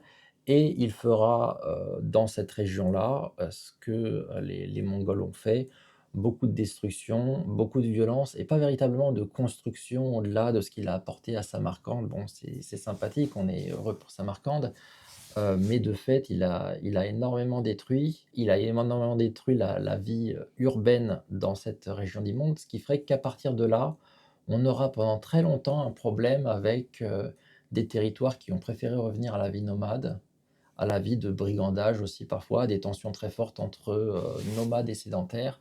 Et l'Iran aura beaucoup de mal à s'en sortir, et ça expliquera sa faiblesse face à d'autres empires jusqu'au début du XXe siècle. On a des nouveaux entrants, des nouveaux challengers qui rentrent dans le game, c'est les Safavides. Ah, les Safavides, c'est ceux qui vont faire renaître un empire persan à nouveau, mais de façon assez particulière. C'est-à-dire que les Safavides, à l'origine, c'est un groupe de, de soufis qui attirent à eux des tribus turkmènes qui étaient C'est associées. qui les soufis, excuse-moi? Les soufis, c'est des religieux mystiques musulmans qui avaient parfois tendance à rejeter un peu la société, qui la jouaient un petit peu moine, moine, mais dans le monde, beaucoup plus en décalage par rapport à la société, entre guillemets, normale que les moines chrétiens, donc très tournés vers le mysticisme, très tournés vers l'intégration à Dieu. Bien sûr, il y a cette logique d'amour qu'on retrouve très fortement chez les soufis contemporains, mais il faut se dire que ce n'est pas la seule voie. Il y a d'autres soufis qui ont eu plus tendance à se dire que oui, on est très mystique et on va faire l'équivalent d'une croisade dans la région parce qu'il y a des gens en face qui n'ont pas exactement la même religion. Et en fait, les Safavides, au départ, ce sont donc des soufis sunnites qui sont face à des tribus turkmènes qui sont musulmans de loin, on va dire ça comme ça. Ce sont des restes de l'époque mongole slash le Ilkhanate qui a été la suite de l'Empire mongol quand il y a eu la division entre quatre grands groupes. Le Ilkhanate, c'était dans la zone persane. Et quand le Ilkhanate s'est déstructuré dans le temps, c'est divisé entre différents descendants. On a vu ces tribus, ces groupes apparaître, ces groupes qui s'imposent par la force et qui parfois avaient des visions religieuses. Oui, ils étaient un peu teintés d'islam, mais vraiment de l'islam de loin. Et les Turkmènes qui vont se tourner vers les Safavides sont des gens qui sont intéressés par la même chose, c'est-à-dire faire des raids, surtout dans le Caucase, parce qu'il y a de l'argent à se faire enfin, c'était le commerce d'esclaves, en gros. Les femmes géorgiennes sont belles, les garçons se vendent bien sur les marchés aux esclaves. Il se trouve qu'ils sont d'une religion différente, ça tombe bien, donc on peut les acheter, on peut les vendre. Parce que théoriquement, on n'a pas le droit de réduire en esclavage d'autres populations arabes. D'autres populations musulmanes. Musulmanes, En pardon, oui. théorie, c'est pour ça qu'ensuite, En théorie. quand les Turcs verront que les Iraniens se positionnent vraiment sur le schisme, ils sont très heureux, parce que comme ça, ils pourront dire bah, les chiites, c'est pas des vrais musulmans, ils sont pas comme nous. Donc, marché aux esclaves, on va se faire un petit peu d'argent en allant rasier des Iraniens. Mais là, on en est juste au début des Safavides. Les Safavides, donc, se trouvent face à des gens qui sont musulmans de loin, c'est-à-dire qu'ils vénèrent Ali, donc le gendre du prophète, qui a été le quatrième calife et celui qui a lancé la lignée des gens qui sont vénérés par les chiites. Mais en fait, ils connaissent très peu ce genre de choses-là, donc ils ont décidé qu'Ali était, oui, c'était leur Jésus à eux, mais un Jésus un peu plus rock'n'roll, un peu plus dans le combat. Mais ils n'en savaient pas plus. Et c'est vrai que cette branche soufie, safavide, va décider d'évoluer vers le schisme parce qu'elle voit chez ces Turkmènes une force de frappe. Et donc il y a une union entre ces deux forces, religieuses et militaires, pour pouvoir conquérir ce qu'est l'Azerbaïdjan iranien et une partie du Caucase, et pour faire des raids aussi sur place. Et comme chez les soufis, c'est souvent un leader de père en fils, ou qui est présenté comme étant le leader bien né, on arrive en 1501 avec un tout jeune homme qui n'a pas 15 ans, qui prend la ville de Tabriz, qui s'impose définitivement dans cette région du Caucase, et qui se présente comme le nouveau roi des rois, mais avec une mystique chiite en plus. Donc pour lui, sa logique, c'est que oui, on va recréer un empire qui sera d'abord un empire persan, mais ce sera un empire persan chiite. Le seul problème, c'est que les Iraniens à l'époque sont sunnites. Enfin, le territoire iranien est sunnite. Ça n'est pas véritablement un problème, il va imposer le schisme de force. C'est-à-dire qu'il va continuer ses conquêtes, il va recréer un empire. C'est la première fois du coup depuis la chute des Abbassides qu'on a un véritable empire persan. Avant, on avait eu des royaumes dans l'Est, mais c'était assez limité. Là, on est face à un authentique empire persan qui impose le schisme à la population. Là, pour le coup, ça a été, il y a eu les Mongols et Timour est passé par là, donc la violence est totalement acceptée. Et on a vu du coup un certain nombre de religieux sunnites devenir religieux chiites sans savoir véritablement ce que ça voulait dire, juste pour pouvoir garder leur statut.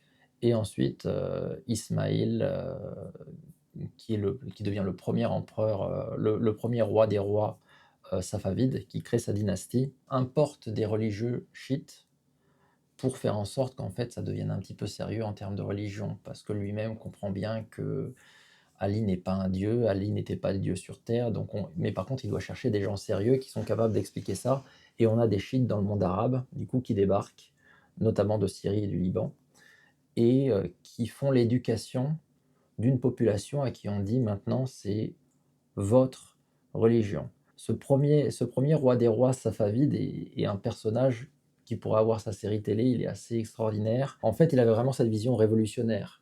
Et une vision révolutionnaire qui a gêné beaucoup un grand voisin qui se constituait aussi, l'Empire ottoman juste à côté.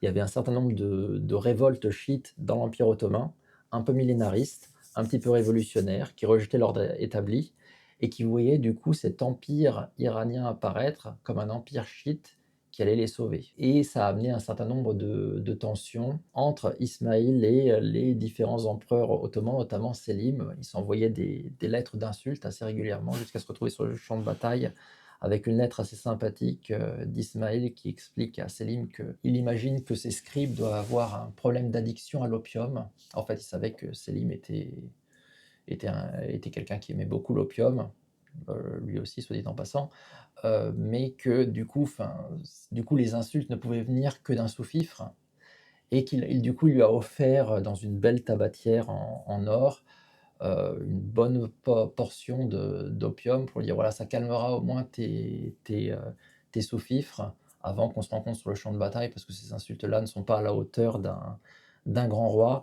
Il se trouve sur le champ de bataille, sauf que Ismaïl perd, parce que face à lui, il a une armée plus organisée, qui utilise bien mieux les armes à feu. Et à côté de ça, au-delà de la question des armes à feu, qui sont quand même connues dans le monde iranien, on a tendance à voir les Safavides comme des fous furieux qui n'utilisaient pas d'armes à feu. Ça n'est qu'en partie vrai. Ils considéraient que ça n'était pas très masculin, que ça n'était pas très viril d'utiliser une arme, de tirer sur quelqu'un de loin. Le véritable homme embroche son ennemi, comme c'est bien connu. Et comme ça, bien sûr, ils ont perdu. Ils ont perdu, et ça a stabilisé pour un temps la frontière entre l'Empire ottoman et l'Empire iranien. Mais là, on se retrouve face à une tendance de la géopolitique. On avait avant les Romains contre les différents empires iraniens. Et là, de nouveau, on a un grand empire tout à côté. Et il y aura des tensions pendant 7, 8 guerres jusqu'au début du 19e siècle entre Ottomans et empire persan divers. Toujours autour d'un combat sur deux types de territoires, le Caucase et l'Irak actuel. Tu peux nous faire un petit point sur un personnage quand même assez connu de cette époque, à savoir Nader Shah? Nader Shah, c'est celui qui va mettre fin à l'Empire sassanide et qui est vraiment le Napoléon iranien. C'est quelqu'un qui ne laisse personne indifférent quand on en parle aux Iraniens. Certains l'aiment, l'autre le déteste.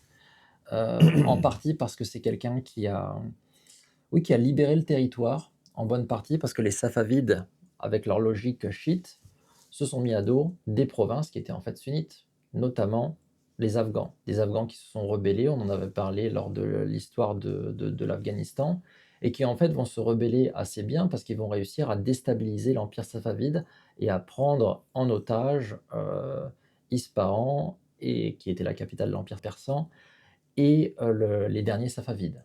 Nader Shah, c'est vraiment un personnage de roman, c'est-à-dire qu'il appartient à ces Gazilbash. Les Gazilbash, c'était les combattants turkmènes en fait, qui ont entouré Ismaël Ier et qui représentaient l'ossature militaire des Safavides, qui n'avaient pas véritablement une armée de métier. Ça a toujours été le gros problème. Ils ont essayé de régler ça. Ça a été difficile, ça n'a jamais été totalement fait.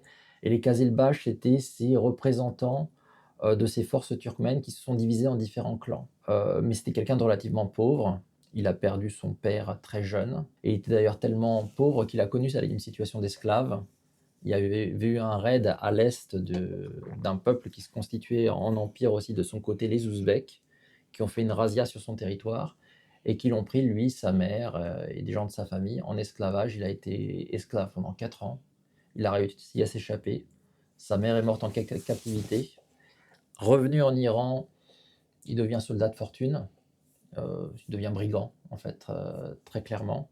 Mais à une époque où justement avec toutes ces agitations des Safavides qui sont plus aussi forts, qui en ont trop fait en termes de schisme face à des populations, sunnites encore à l'est et avec cette révolte afghane, on est face à une situation où un homme qui a de l'ambition et qui a le coup d'œil, et il avait le coup d'œil pour le combat, comme Napoléon avant lui, c'est pour ça qu'on l'a comparé à Napoléon, pouvait faire des choses. Il a commencé par faire un petit deal avec la révolte afghane. Il a pu avoir un petit bout de Khorasan, ce territoire afghan qui est en fait persan, qui était dans l'empire persan.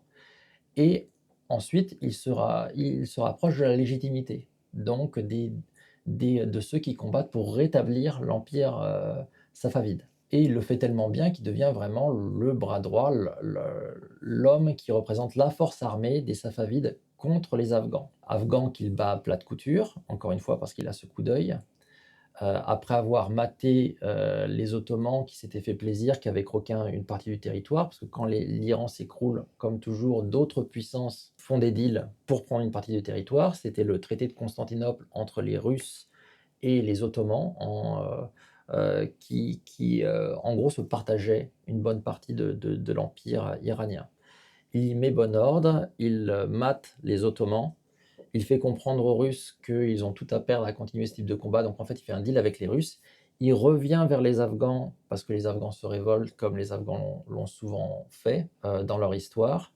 Et pendant cette période-là, le rejeton des Safavides, qui représente bien la décadence de ses pères, hélas, décide d'avoir un peu de gloire militaire, rompt la paix avec les Ottomans et va faire la guerre tout seul contre les Ottomans pendant que Nader Shah est en train de mater totalement les Afghans. Bien sûr, n'est pas Napoléon qui veut, il perd.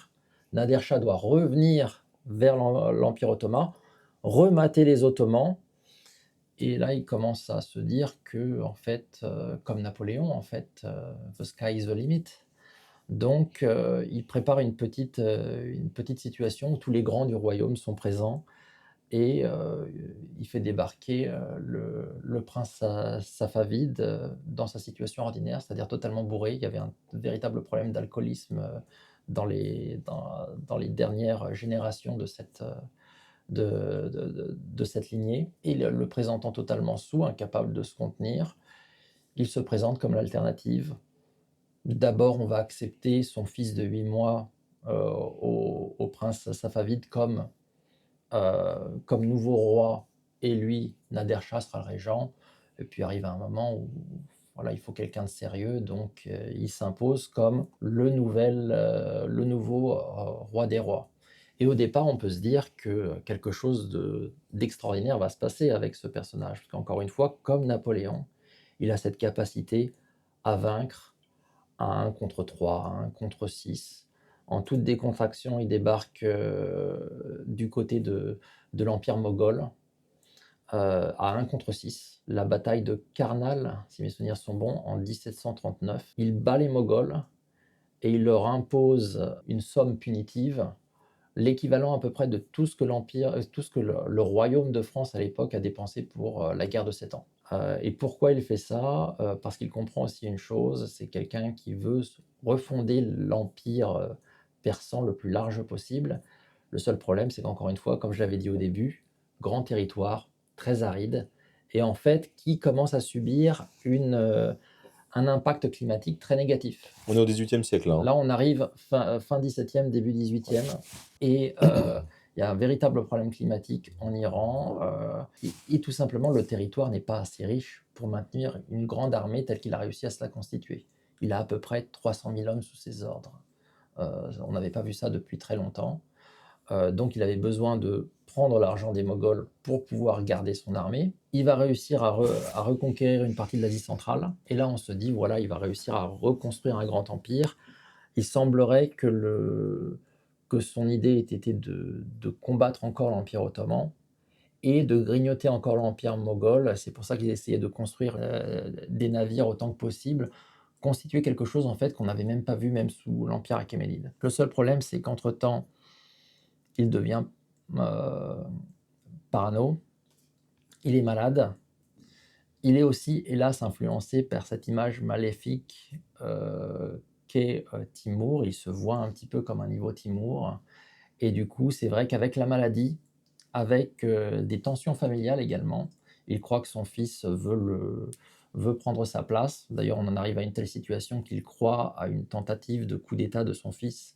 Et donc, en réaction, il demande à ce qu'on lui arrache les yeux et qu'on lui amène les yeux sur un plateau, un aveugle ne pouvant pas être roi des rois. Et il se rend compte de la folie de ce qu'il a fait quand il reçoit les yeux et il ne s'en remet pas. Il y a eu la maladie physique, très clairement, il avait un problème, certains disent cancer, etc. Et il y a eu l'impact psychologique. En fait, je vous ai présenté un personnage comme un personnage de roman, mais il faut imaginer ce que ça voulait dire, vivre toutes ces choses-là dans sa vie. Et en fait, même s'il ne faut pas projeter la vision moderne, euh, tout de même, on est face à un personnage qui, après la grande conquête moghole, amène ses troupes là où il s'est fait rasier, là où sa mère est partie en captivité, qu'il n'a plus jamais revue, en disant Dieu Tout-Puissant m'a fait monter, moi qui étais un esclave, il m'a transformé en roi des rois. Donc je suis ce que Dieu m'a donné. C'était quelque chose qui représentait de la propagande, mais aussi qui représentait sa vision des choses. Mais un homme qui pense comme ça est un homme seul.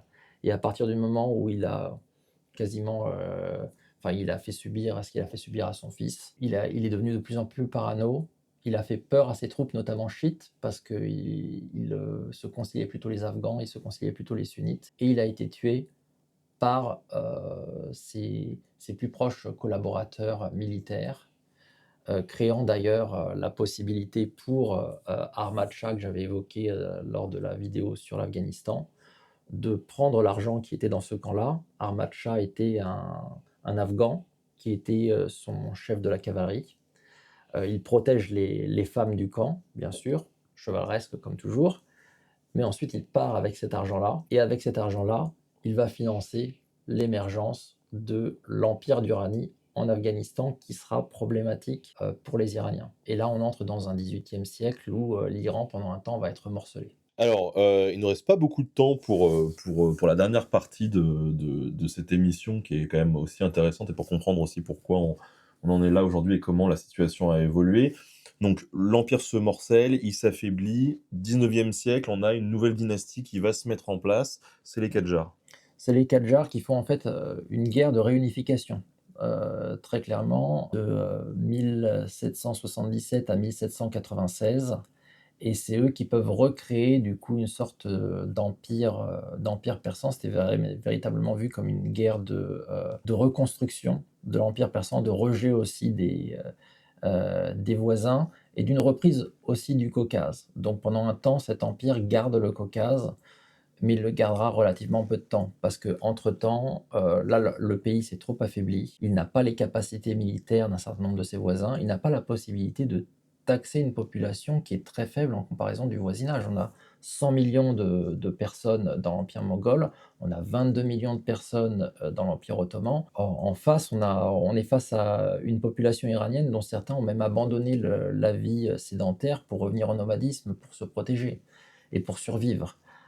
Donc en fait, les Qajars sont relativement faibles et une autre grande puissance en profite, c'est les Russes. Deux guerres russo-iraniennes, une qui commence en 1804 et les Russes n'ont pas beaucoup de moyens à consacrer à cette guerre parce qu'il y a l'autre Napoléon qui les embête un petit peu. Mais malgré tout, ils réussissent à gagner, de fait, à bien s'imposer.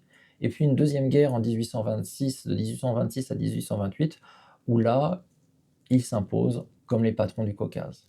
Et c'est le début d'une longue descente aux enfers, d'un point de vue iranien, où on passe de puissance, ou d'un sentiment de puissance, à la réalité. C'est-à-dire que l'empire iranien n'existe plus, l'empire persan n'existe plus, et il est secondaire face à d'autres grandes puissances. C'est au 19e siècle qu'on voit les frontières actuelles de l'Iran se fixer. Voilà, on s'en rapproche de plus en plus, parce qu'en fait, ils perdent le Caucase, mais aussi ils ne peuvent plus récupérer l'ouest de l'Afghanistan.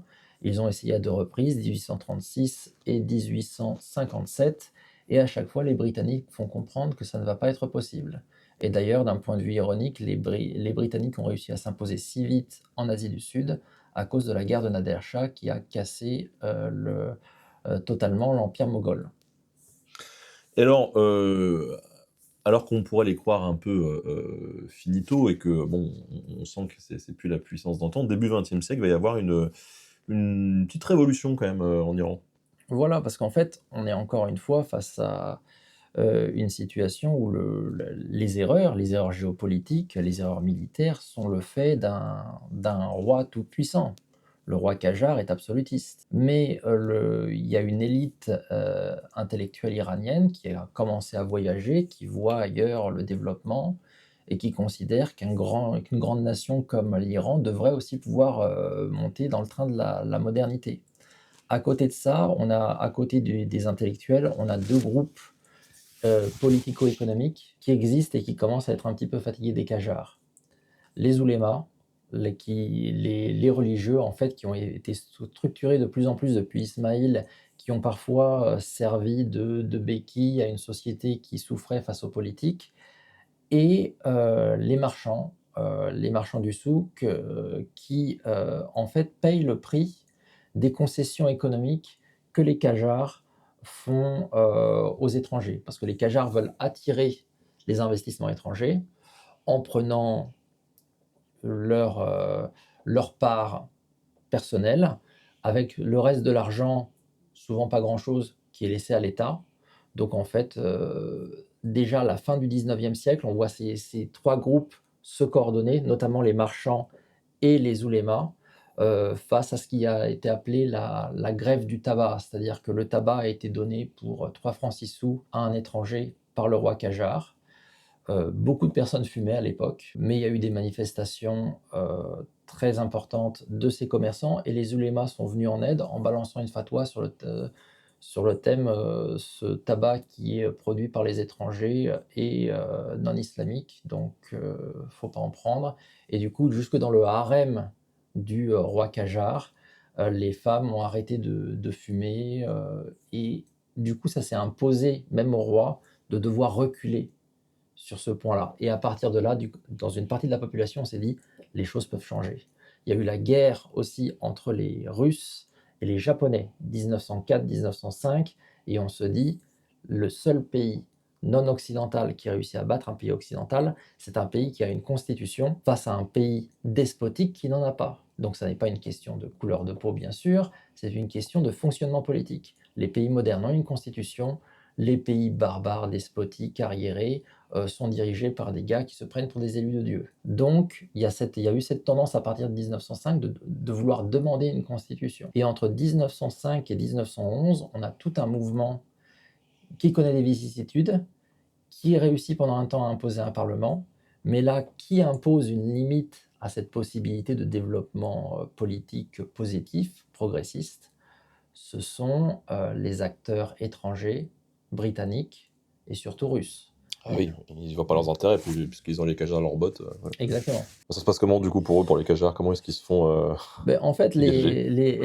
les Qajars réussissent plus ou moins à se maintenir, sauf qu'avec une Première Guerre mondiale où l'Iran déclare sa neutralité, mais en fait cette neutralité n'est respectée par personne, avec des Ottomans qui envahissent, des Russes, des Britanniques, le peu de crédibilité qu'ils avaient est perdu. Et ça, même les Britanniques s'en rendent compte. Les Britanniques, contrairement aux Russes, quand même, donnent le sentiment qu'ils veulent écouter un petit peu la population, en partie parce qu'ils veulent réussir à s'imposer en ayant bonne conscience.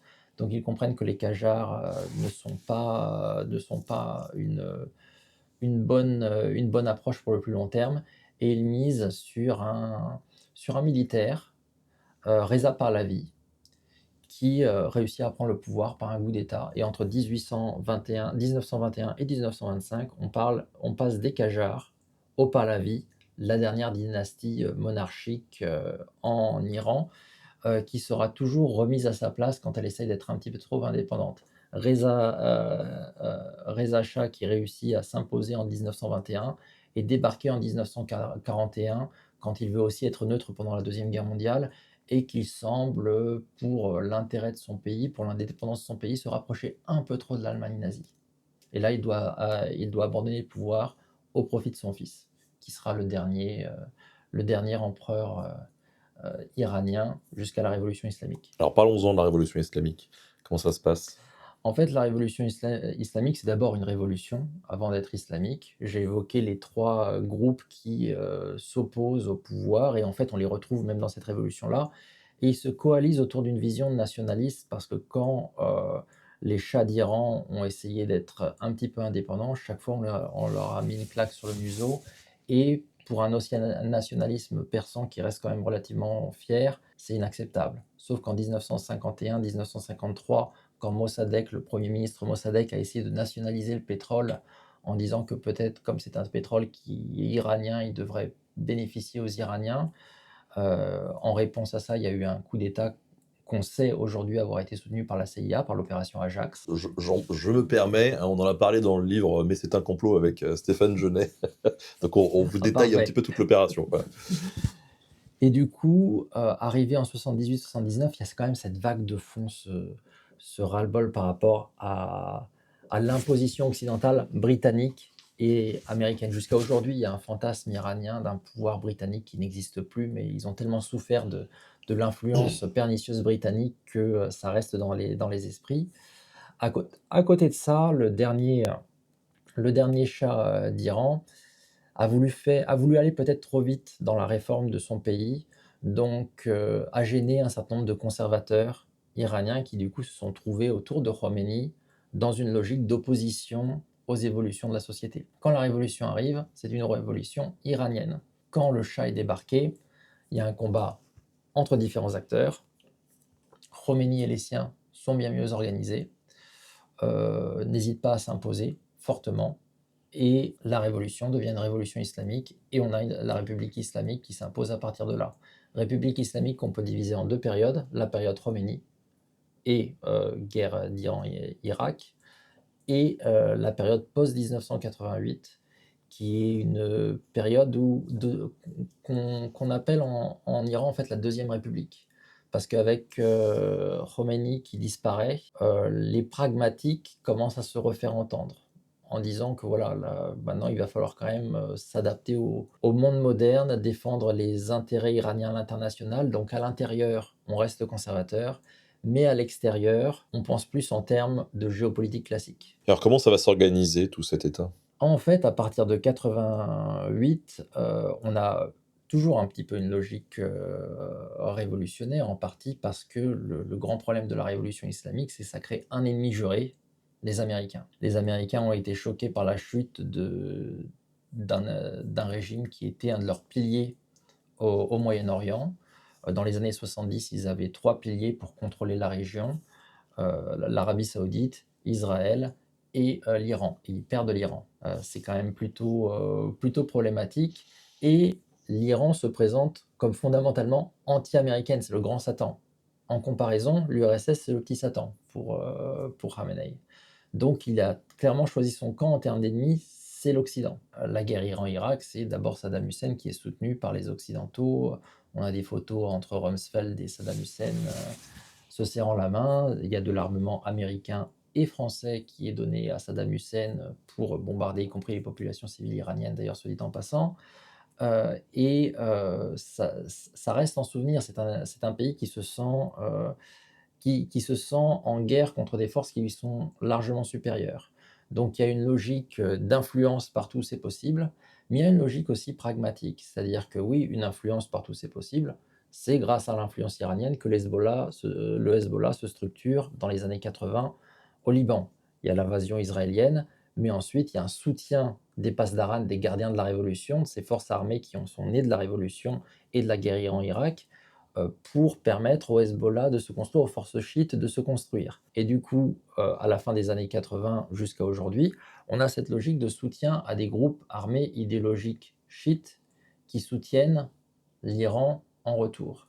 Mais il y a une logique aussi très pragmatique, c'est-à-dire que les Iraniens comprennent vraiment avec la guerre Iran-Irak que oui, la révolution chiite façon Ismaël Ier ou Khomeini, c'est sympathique mais ça marche pas. Donc en fait, il faut s'adapter au monde moderne. Que veut dire s'adapter au monde moderne? C'est si on a des ennemis puissants, essayons d'avoir des amis dignes de ce nom. Donc un pays comme l'Iran peut avoir comme meilleur ami le Turkménistan voisin, qui est non islamique au possible, peut avoir comme ami la Russie de Poutine, parce qu'il n'y a plus de problème avec la Russie, parce que maintenant les États du Caucase sont indépendants, l'Asie centrale c'est indépendant, et de toute façon la Russie s'oppose aux États-Unis, donc la Russie est bien utile dans ce sens-là, même si la Russie est un pays que beaucoup de personnes, des Iraniens dans leur trip n'aiment pas ce pays, parce qu'ils se souviennent de leur histoire, mais la géopolitique l'emporte sur les sentiments. Et aujourd'hui, un pays qui est important aussi pour l'Iran, c'est la Chine. C'est développer des liens économiques avec la Chine pour pouvoir exister face aux tensions moyen-orientales. Pendant très longtemps, les Saoudiens ont eu peur de l'Iran. Il y a toujours ces tensions Israël-Iran. Et bien sûr, il y a toujours le rapport difficile avec les États-Unis, parce que l'Iran, fondamentalement, s'oppose à l'influence américaine dans la région.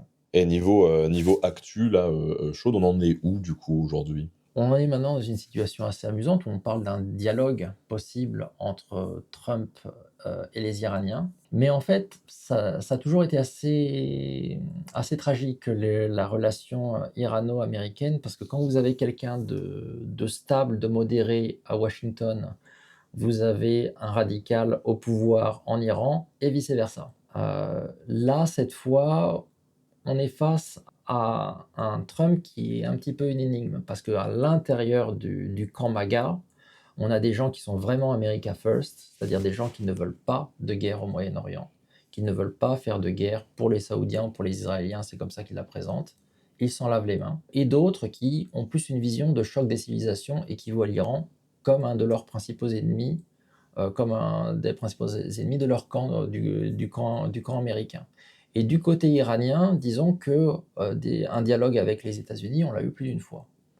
On l'a eu avec Obama, et c'est Trump qui a détruit cet accord. Donc maintenant, ce même Trump propose de faire un deal. Très bien, mais il va falloir voir. Disons qu'on est quand même un peu dans le flou, parce qu'on peut comprendre que les Américains voudraient un deal avec l'Iran, déjà parce qu'il y a cet orgueil démesuré de Trump qui veut tout faire contre Obama et mieux qu'Obama. Donc pouvoir dire j'ai réussi un deal avec les Iraniens, c'est important pour lui. Et puis aussi, il y a une logique géopolitique. On est face à un pivot vers l'Asie des Américains depuis la période Obama, première administration. Mais ce pivot est très difficile à faire, parce que chaque fois qu'ils veulent se concentrer sur l'Asie, il y a des problèmes avec la Russie, il y a des problèmes au Proche-Orient. S'il réussit véritablement, s'il fait le choix, qui prendrait pas mal de personnes par surprise, de véritablement faire une certaine paix avec les Iraniens, d'accepter que l'Iran soit un acteur plutôt neutre dans la région, qui ait son influence, mais qui puisse faire ce qu'il veut, là, il pourrait se concentrer sur l'Asie, peser en Asie, et ne plus avoir à se concentrer autant sur le Moyen-Orient.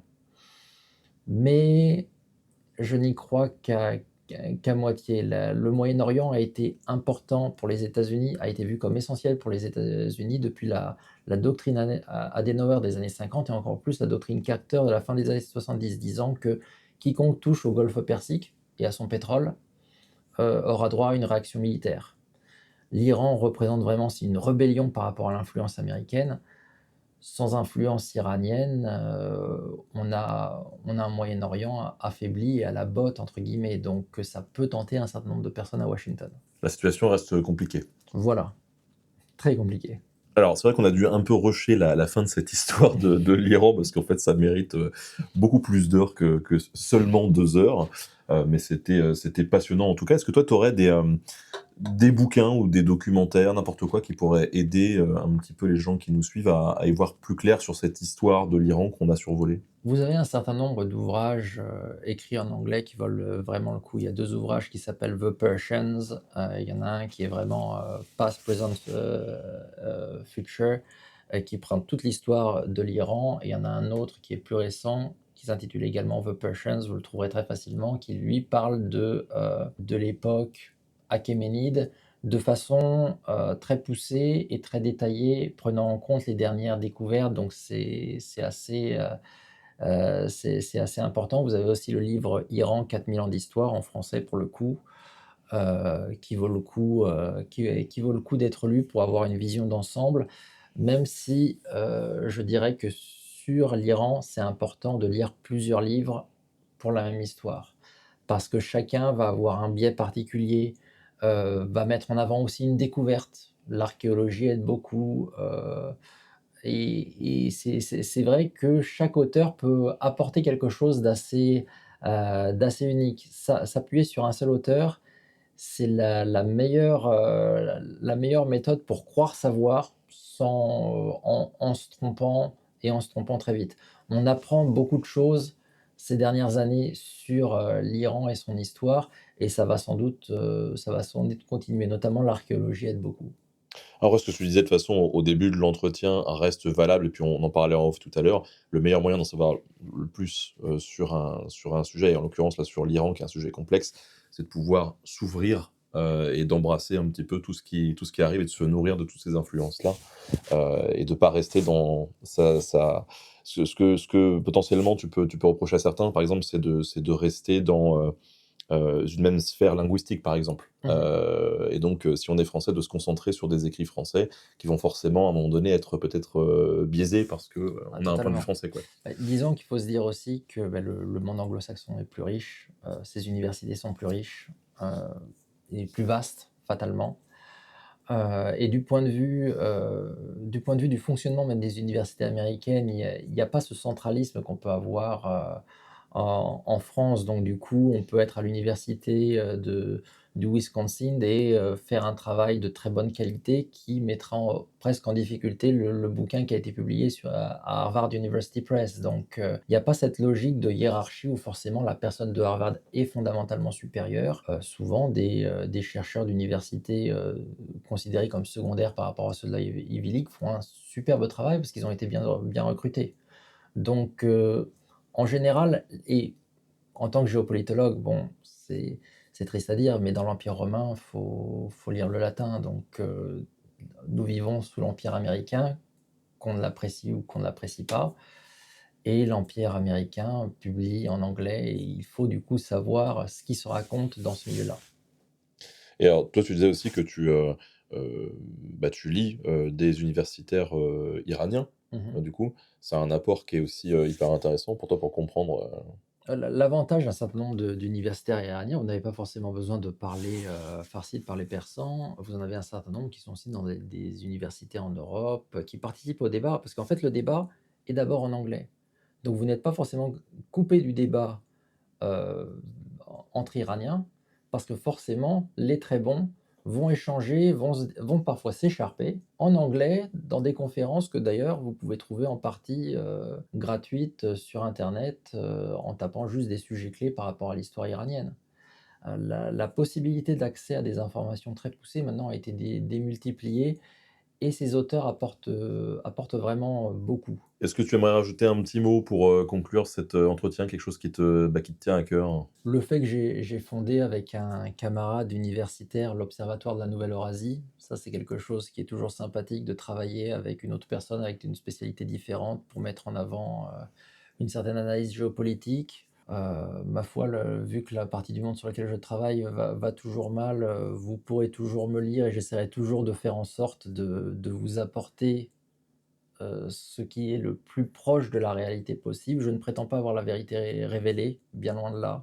J'essaye de garder toujours cette logique terrain, lecture d'autres auteurs, comparaison, sur le temps long et d'expliquer le monde tel qu'il est. Je l'ai fait récemment pour le journal Diplomatie, comme tu l'as évoqué, sur Inde, Pakistan, et je vais continuer à le faire sur le monde persanophone, en général.